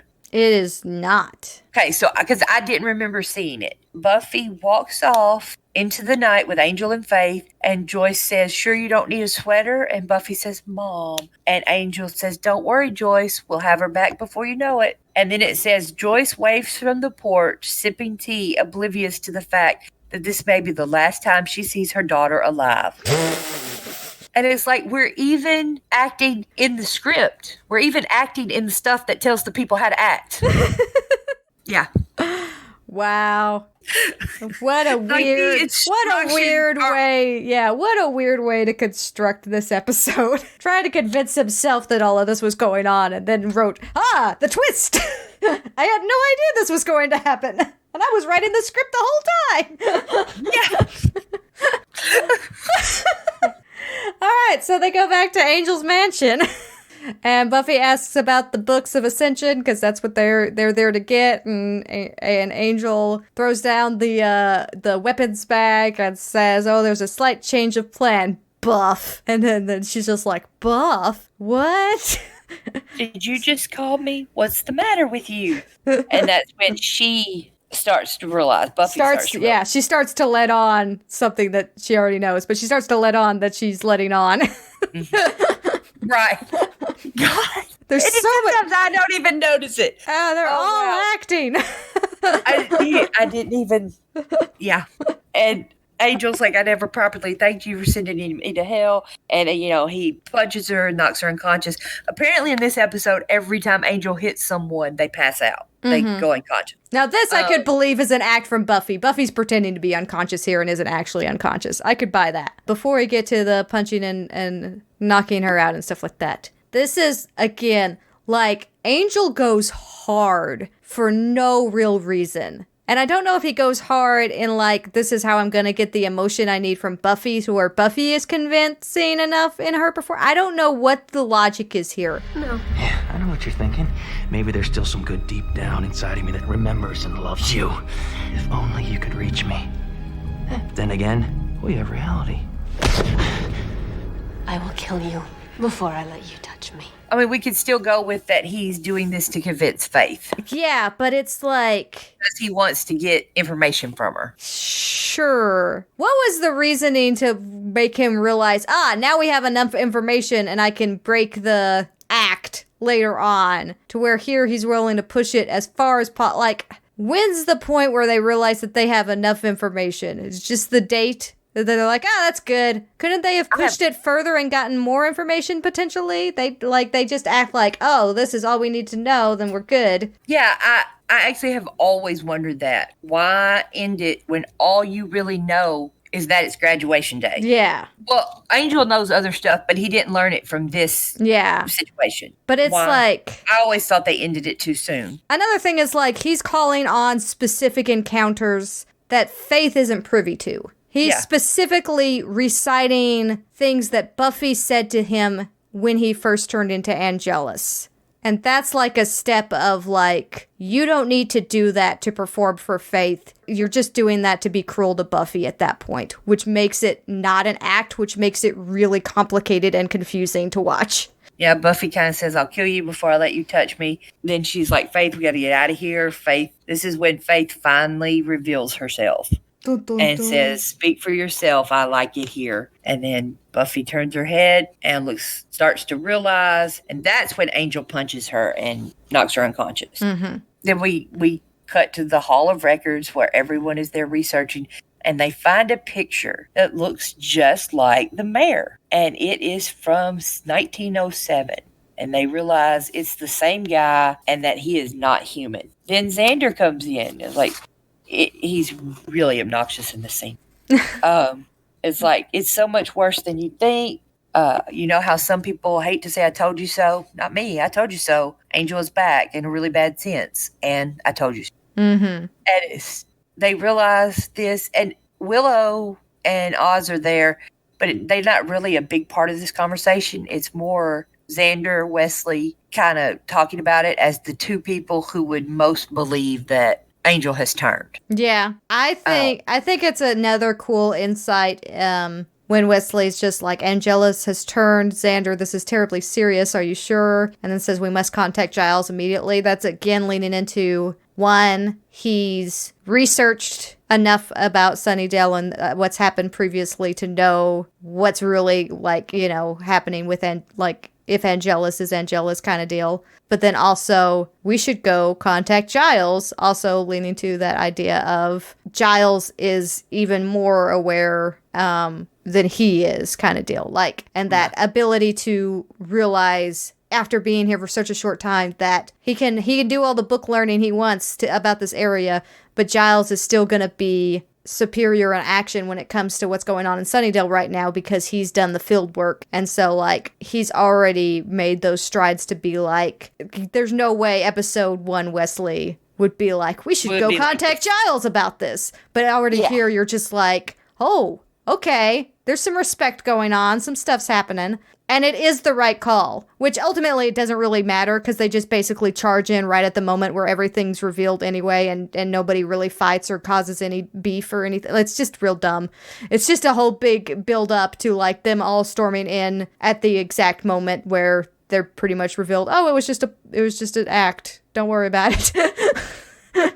They all storm in at the end basically for Angel to get thrown into them, and then that's it. That's the whole result of this whole side plot of Xander finding out that Angel's Angelus and all of they're just there for a second. But anyway, Wesley's suggesting what would actually get them to some answers is if they went and contacted Giles and said Angelus is back. Giles at that point I think would have said, okay, don't freak out. There's a plan going on. Maybe not a good plan, but it's a plan. Well, I agree with that we see little things in Wesley as he kind of becomes a better Wesley. Yeah. I just didn't realize, like, in my mind, season 3 Wesley is just that same obnoxious Wesley that we get the whole time. I didn't realize how much growth we see in Wesley in just these few episodes. I was kind of shocked by those little things. But then Xander kind of snaps at Wesley, and Cordelia says, "Slow down, Xander. This isn't Wesley's fault." Xander says, "Actually, it is. Faith was your responsibility, and guess who's Angel's new playmate?" And two things here. One, is he trying to say that it was Giles' fault last time because he didn't control Buffy? And when he says Angel's new playmate, he's basically insinuating that Buffy was the old playmate. And both those things are just gross. Yeah. It's also gross. Like, I know that they realize that Faith's on a path that could result in her going rogue, but they right now are under the idea that Faith is in recovery. And so the fact that this was dropped with not too much of a reaction from them, being like, Angelus and Faith are a team, and like they have a pretty good reaction when Angelus is back, but then when they're like, oh, and by the way, Faith's teaming up with them, and they're just like, oh, well, yeah, that makes sense. They're like, yeah, she pretty much, had one foot in the door of evil anyway, so that's that, what can you do? Yeah. And Xander's just enjoying himself way too much during this. So next scene, we're at the mansion again, and we see Buffy. She opens her eyes, and Angel is in the process of chaining her to a wall. Mm-hmm. Makes a comment about how they never use chains. And then Faith says, bondage looks good on you, B. Buffy tries to talk Faith out of what she's doing, saying, you don't know what you're doing. Faith tells a story about how much she used to want a dog as a child, and she never got one because her mom was an alcoholic. And Buffy's like, Faith, listen, Angel's a killer. And he says, yeah, I am. I'll probably kill you. Faith doesn't really care. She just wants to get at Buffy. She kind of rants a little bit about coming to Sunnydale and doing her job better than anyone, and everyone thanks Buffy. Everyone says, why can't you be more like Buffy? And she goes, but did anyone ever ask if you could be more like me? And Angel, who's been sitting over in a corner just kind of listening to this, pipes in and says, I know I didn't. Mm-hmm. Which now we feel like he's back to Angel, and Faith this is one of the reasons why he might have been acting so hard, like overdoing it. Because Faith immediately, when he says that, looks at him with a disbelief look on her face. Like, what? And too many of those, and she would have begun to not believe it, that he was Angelus. I mean, I feel like that's an Angelus line, too. I feel like this is an unnecessary line in general, because here's the thing that's real dumb about this plan. And Wesley points it out later on, because Wesley's a mad genius, and I love him. But here's the thing that's real dumb about this plan.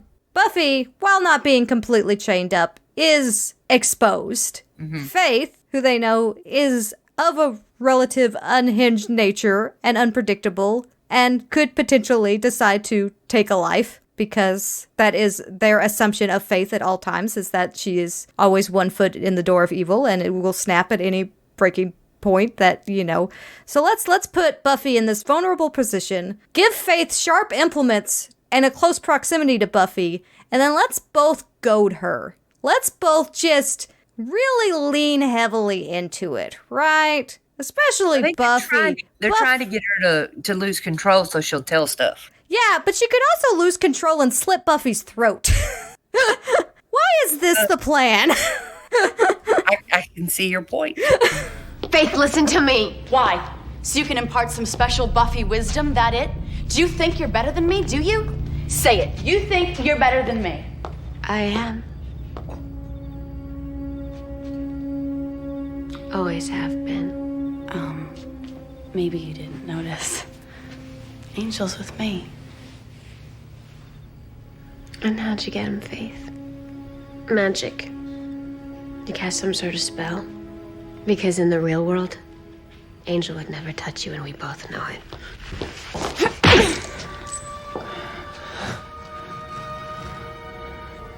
You had to tie me up to beat me. There's a word for people like you, Faith. Loser. There is one little thing in here that Faith says, and it's literally one of those errors that a different person writing the scripts would make. Because she says, this was supposed to be my town. And like, no, it wasn't. You No. came to visit Buffy because your watcher got killed. You weren't supposed to be here. That's not what happened. You came to visit and hang out for a little while. Yeah. It wasn't supposed to be your town. You never even intended to stay in it. So like, why? Yeah, why are you saying that? They keep doing this, and then Buffy says, "For what? You and your boss's lame ascension." And okay, so now how did she find out that Faith is like working for the mayor? She's had no conversations with Angel. Yeah, that's a disconnect, and another like I don't like. There's a lot of assumptions and leaps. Yeah, which I could understand, like Faith, because she's super adrenaline right now, super hot headed right now. But yeah, like that was a point of like, when did Buffy connect all those dots? And Faith is kind of starts to rant about how you can't stop him. Come graduation day, he's gonna win and all this stuff. And Buffy mentions how much rage Faith has and how she never knew that. And Faith says that she's the world's best actor. And Angel's like second best. And the look on Faith's face and the way she does this, she is just completely crushed in that moment. And they do a little slow motion thing, but I mean, even without that, she is just, you can see the devastation. It's so weird because I don't know what Faith wants. Because in my heart of heart, Faith just wants Angel in order to get at Buffy. And so she just wants to take something from Buffy because it's all about Buffy when it comes to Faith in a lot of respects. Like a lot of her early development is centered around her comparing herself to Buffy and wanting to have Buffy's life. And there's even stuff like in here where she talks about Buffy had the Watcher, Buffy had the mom, right? You get the Watcher, you get the mom, you get the little Scooby Gang. What do I get? Jack Squat, and that's like a thing that we've complained about a lot in this is like, why is the Watchers Council just ignoring Faith? Why is Giles just ignoring Faith? Why are we not giving her what she needs? And Buffy's got all of this support, and this is where Faith like fully recognizes that. But like, I don't think the Faith's never really shown up until this point any genuine interest in Angel. She's wanted to kill him in the past because of Buffy, and now she wanted to take him from Buffy. And when this is revealed, it almost looks like she's sad that she doesn't have Angel at first, but it shouldn't really be about Angel at all. It should be about Buffy to stay in line with her character up until this point. And like the whole line about like, I just wanted a puppy, I wanted something to love, that again I still feel like is, she doesn't care at all about Angel, but she knows that Buffy loves Angel, and so to say something like that to Buffy is gonna crush Buffy, and she's trying to like put salt in that wound kind of deal. But yeah, there's like a very strong like visceral reaction when he says second best, and she turns and she's just like, no. Then Buffy reveals that she's not actually chained up. They talk about, did we miss anything? Literally all you got is graduation day. It's good. This made this all worth it. All of this trauma and all of this potential risk made it worth it because you got graduation day. Yeah. But yeah, so Buffy reveals that she's not chained up and says psyched, and this is when Faith shouts, you played me. And then the gang runs in and all of that shenanigans. But before we like get to the end fight confrontation here, I just want to like take a moment to say, and I've said it before, but not only does this plan not make sense, not only is the damage that is done because of this plan far worse than really the benefits they got out of it. Not only are they choosing to do a plan that's forcing Faith along a path that they've struggled so hard to prevent her from going down. Like, they've really wanted her to not go down this path, and then they, like, really embrace it in this and, like, almost encourage it in a way. And not only is it just incredibly dangerous and at risk for exposing Angel at any time. If Angel slips up, he could just maybe be staked. I mean, he's going up against the mayor, and they don't know enough about him to know what his powers are. So if he makes the wrong slip and they realize that he has the soul, then Angel's dead. You know, if something happens in this chained up torture scene that they've decided is a good way to get information out of Faith, then, you know, Faith gets out of control and slits Buffy's throat and Buffy's dead. Like, there's so much risk to all of this. So not only all of that, but I just have like one question. How did we get here? That is the question. When did we just decide that Faith was evil? When did we just make that decision? They have these sympathetic moments with Faith, and they almost like toe this line, like she's slipping, and that maybe she could be pulled back. But when did the Scoobies, when did specifically Buffy and Giles and Angel just decide, like, we think Faith's evil, so let's hash this master plan to use her to get information about the mayor? When did they connect all those dots? They just kind of decided, all right, we're going this evil storyline with Faith, so we're just gonna say that she's evil now and not let you think about it too much and not question how everybody else came to these conclusions. And we're gonna hash this really terrible plan that's super risky and brings up a lot of trauma for everybody to get some basic information that could have been gotten a number of ways, I'm sure. Not the Scooby's finest hour. All right, I'm done with that rant. We can move on. So, yeah, the gang arrives as Faith grabs Angel and, like, throws him into them. He throws him into Xander specifically. I think they both knock down, and then Wesley's like, there with the cross. He's ready. And then Buffy and Faith have a little fight that results in the two of them holding, like, blades to each other's necks. So, again, high-risk scenario here. Like, you're playing with fire here. And Faith has the line, what are you going to do, B? Kill me. You become me. You're not ready for that. And then she kisses her on the forehead and says, yet, and then runs out. And Willow says, are you okay? And there's that scene. So, bit of foreshadowing there, I suppose. We got that much going. And then Angel and Buffy kind of stare at each other all meaningfully. Yeah.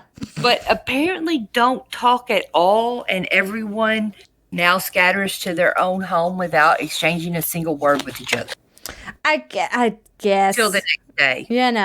Sure. And the part when Faith kind of tells her that if you kill me, you'll become me. Killing a person, especially if it's an accident, does not immediately make someone some evil serial killer. Mm-hmm. Like, I don't, they keep acting like that. There's something to be said about this weird, like, juxtaposition of Faith and Buffy, right? Because, like, Faith's here just like, everybody's comparing me to you and nobody's comparing you to me. And then there's also, like, scenes earlier on where she's just like, you could be like me and that scares you. You have that in you and that scares you. So there's something, I think, in Faith's mind that does relate that way. But I think it really comes down to more of a Slayer-specific thing than a killing someone specific thing. Because I think Faith draws a lot of comparisons between the two of them because they're both Slayers. And for Faith, being a Slayer is kind of her identity. Because every other part of her, she rejects. Because she doesn't like it. Yeah. Being a Slayer is really the only thing in life she's ever liked. And Buffy is the only one that she's been able to relate to because Buffy is the only other Slayer that she's ever met. And so thus, there is always comparisons there, and how Faith reacts to certain ways, Buffy must also react to those ways because she is also a Slayer. And there's a simplification there that Faith, I think, believes that doesn't actually exist. But when I say, like, it's all about Buffy, it's really all about Faith. And what Faith wants out of life that she never got, and how Buffy got those things, yet they're both Slayers. Becoming a Slayer for Faith is like her silver lining, whereas in a lot of ways becoming a Slayer for Buffy is like the worst thing that happened. It's an interesting thing. Like, Faith relishes in being a Slayer, and a lot of times, even though Buffy has the ability to relish in it, and we have seen that from time to time, she also has a lot of animosity towards being a Slayer, and Faith doesn't have that. Well, Faith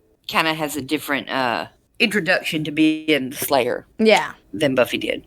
Yeah. There's a lot of interesting comparisons to be made there for sure. You could spend a long time just comparing Buffy and Faith, and the show does that for an entire season and then some.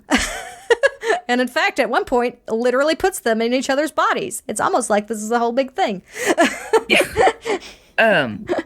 So in the next scene, where, it's all the next day, everyone's in the library, and I wonder how many times I've said that statement, everybody's in the library. Everybody's in the library. We only get to say it a few more times, and then it's going to be gone. Well, and then the shaman and Giles are up the stairs talking, and the shaman's telling Giles, the task is finished and all that. Here's the thing, though. I don't know if you saw this, but Giles says, yes, thank you for coming to me. And then the shaman says, my debt to you is repaid. Do not call upon me again.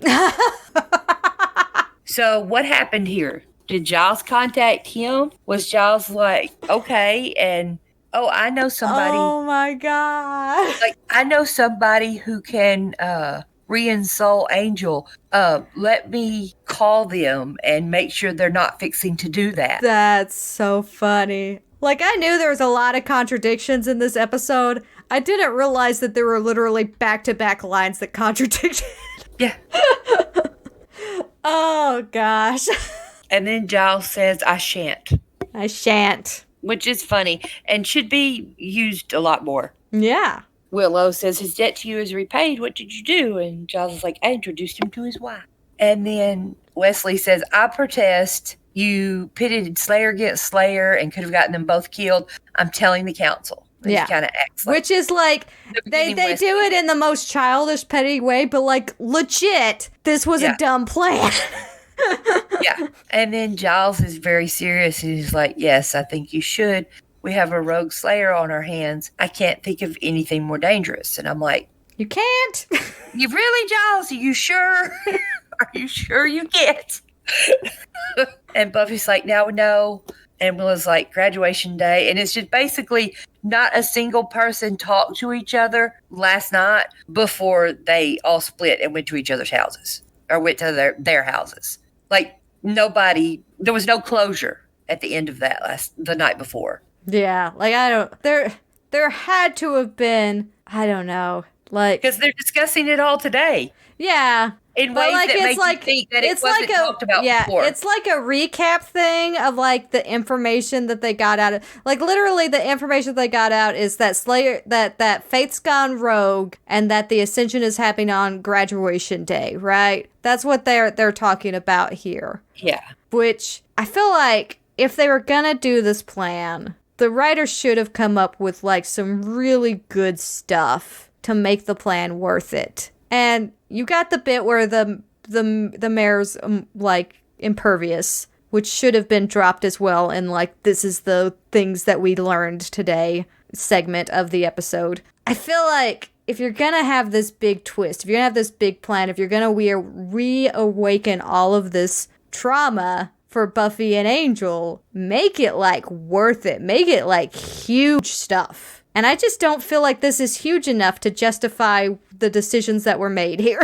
Yeah, they didn't get that many pieces of information. Then we have a scene with the mayor and Faith, and the mayor's like, well, yep, you win some, you lose some. Like, he doesn't seem to be upset about it. He's so goal-oriented on the Ascension that I feel like all of these little petty things that are happening on the side, he's just taking in stride. Like, it's so funny because he's just like, anytime anything just doesn't happen, he's just like, oh, well, shrug. Yeah. Sometimes stuff happens. It seems weird, but also very endearing that that's his attitude about this stuff. But also, like, you know, he didn't really have a reason to want Angelus. There wasn't really a point in Angelus.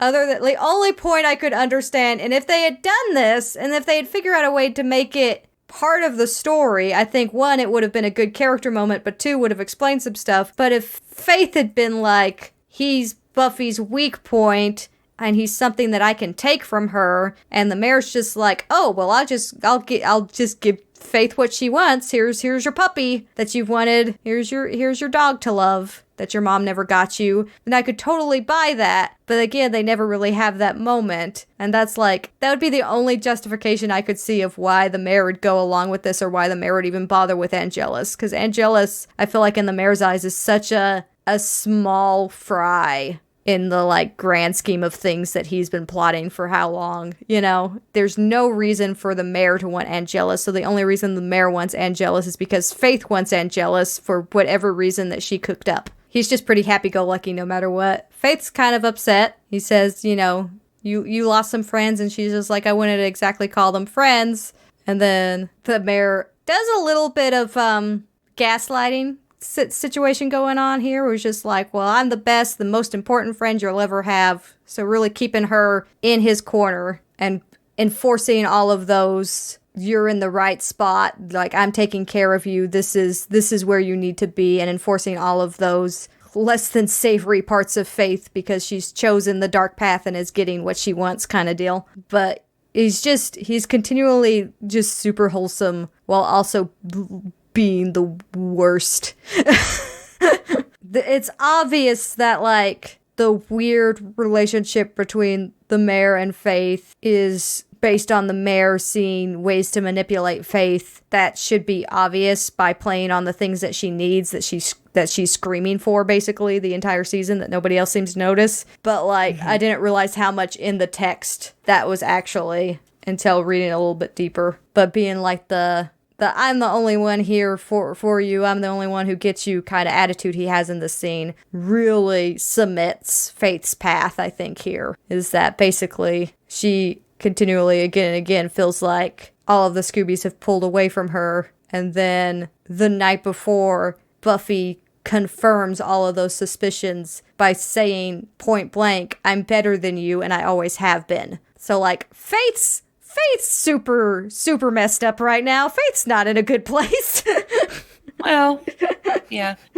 Surprisingly, it will be Angel that helps her out. Yeah. So it's gonna be an interesting ride, really, like, analyzing this, and I hope I keep these episodes, like, at the forefront of my mind when we get to some of that stuff later on with her redemption arc, because I think that they could really tie in closely. And I may even have to, like, come back and rewatch some stuff if I have time, because, man, this is setting up some groundwork for some interesting stuff that's gonna come to play later. But right now I'm just sitting here just like, I wanna hug my murderous baby. I love Faith so much. Poor baby. And then Buffy goes to the mansion to see Angel, and they talk for a little bit, and Buffy basically says, I need some time after watching you do that. Even though I know exactly why you were doing it and what was going on, I still need a little bit of time. I just need a little break. And Angel, as she's leaving, Angel says, you still my girl. And she says, always, which I love. We'll bring back the always thing. It's kind of a thing in Harry Potter, but I hate it in there. This is a lot better. This is a much better always. Yeah, the one in Harry Potter didn't really deserve it. So yeah, like, these are some proper cracks we're seeing forming. I like the dealing with the trauma in a way, from, like, understanding that it's not just that they can't be together because of the risk of him coming back, or they can't be together because they can't be together physically, or however the show frames it here. But it's also, these two have already, in their 2.5, 3 years of knowing each other, caused each other so much pain and misery that there's just a point where you'd need to step away. And, like, it really comes down to Angel realizing that in the next couple episodes. That's going to be a major thing for Angel to come to terms with, is that he is bad for Buffy in a way that's going to cause her to continue to be miserable and not move on with her life. And this is a moment here where you can see that Angel's the one that's still resistant to the idea of being apart. Even, like, there's been a few times where Buffy's like, we need to take time apart from each other, and Angel's been more resistant to it. And then eventually Angel comes around and it breaks Buffy, which we'll get to that point. But, like, when Angel accepts it and says, you're right, and, like, in order to not be together, we have to, like, physically not even be kind of close to each other, is kind of what it comes down to. Yeah. It's not just like we need to take a break or we can only see each other a couple times a month. It's like we can't be in the same proximity at all. We can't risk the chance of running to each other on the street. It's going to cause too many feelings, and it's just not going to work out. So, yeah, that's where they are. And, yeah, it is interesting. There's another little line that kind of shows how Angel kind of lost himself in the performance potentially when he says that he never wanted it to go that far, which I think I mentioned earlier, but I think it could show a little bit of, like, somehow Angel let into his vices a little too hard, and that, while traumatizing for Buffy because it brought up memories of when he didn't have a soul, also traumatizing for Buffy in the fact that he can reach those points with a soul. You know, even if it was an act, it still feels real enough. And I think the beautiful thing about like Sarah Michelle Gellar's performance is it doesn't feel as much like an act as the others feel like an act. Like there's times where like you can definitely tell it with Faith, because Faith's not that good of an actor. And with Angel, you can tell that they were intentionally trying to make it less obvious, but there was a couple of little things where you could kind of maybe, if you're really, really digging deep, see that there's little signs, like, you know, Angel's shock at the mayor's being able to heal immediately and stuff like that. Like, there's little things that, like, cause worry in Angel that may have, that, you know, maybe Angelus wouldn't have shown as much. But, like, Buffy is so convincing because I think it's too real for her to even try to pretend like it's not, you know? The fact is, like, if she gets those emotions awoken in her, she's gonna feel them fully. And she's gonna remember what it was like to see Angelus and to experience that. And to, like, have that trauma brought up again meant that Buffy really didn't have to act much. Once Angel went in hard, it was not an act for Buffy anymore. It was real deal stuff. And I think that there's some signs in this exchange and maybe in that little look right after Faith left earlier that kind of show that they knew that it went too far, because that was Buffy's genuine emotion in some of those moments. It wasn't like Angel was taking it to a point where Buffy was really feeling those emotions again. And that's not good. That's not worth just figuring out that the Ascension's gonna happen on graduation day. Good plan, y'all. I like it. I especially like the part where you didn't tell anybody else. That was a good part of it. Go team, go. How did we get here? All right, let's wrap this up. We've been recording for like 3 hours. I say that's a podcast. It's a little over 3. Wow. I'd say that's a podcast. All right, so next time is Earshot, but we thank you all so much for listening, and this is where we say bye. Bye.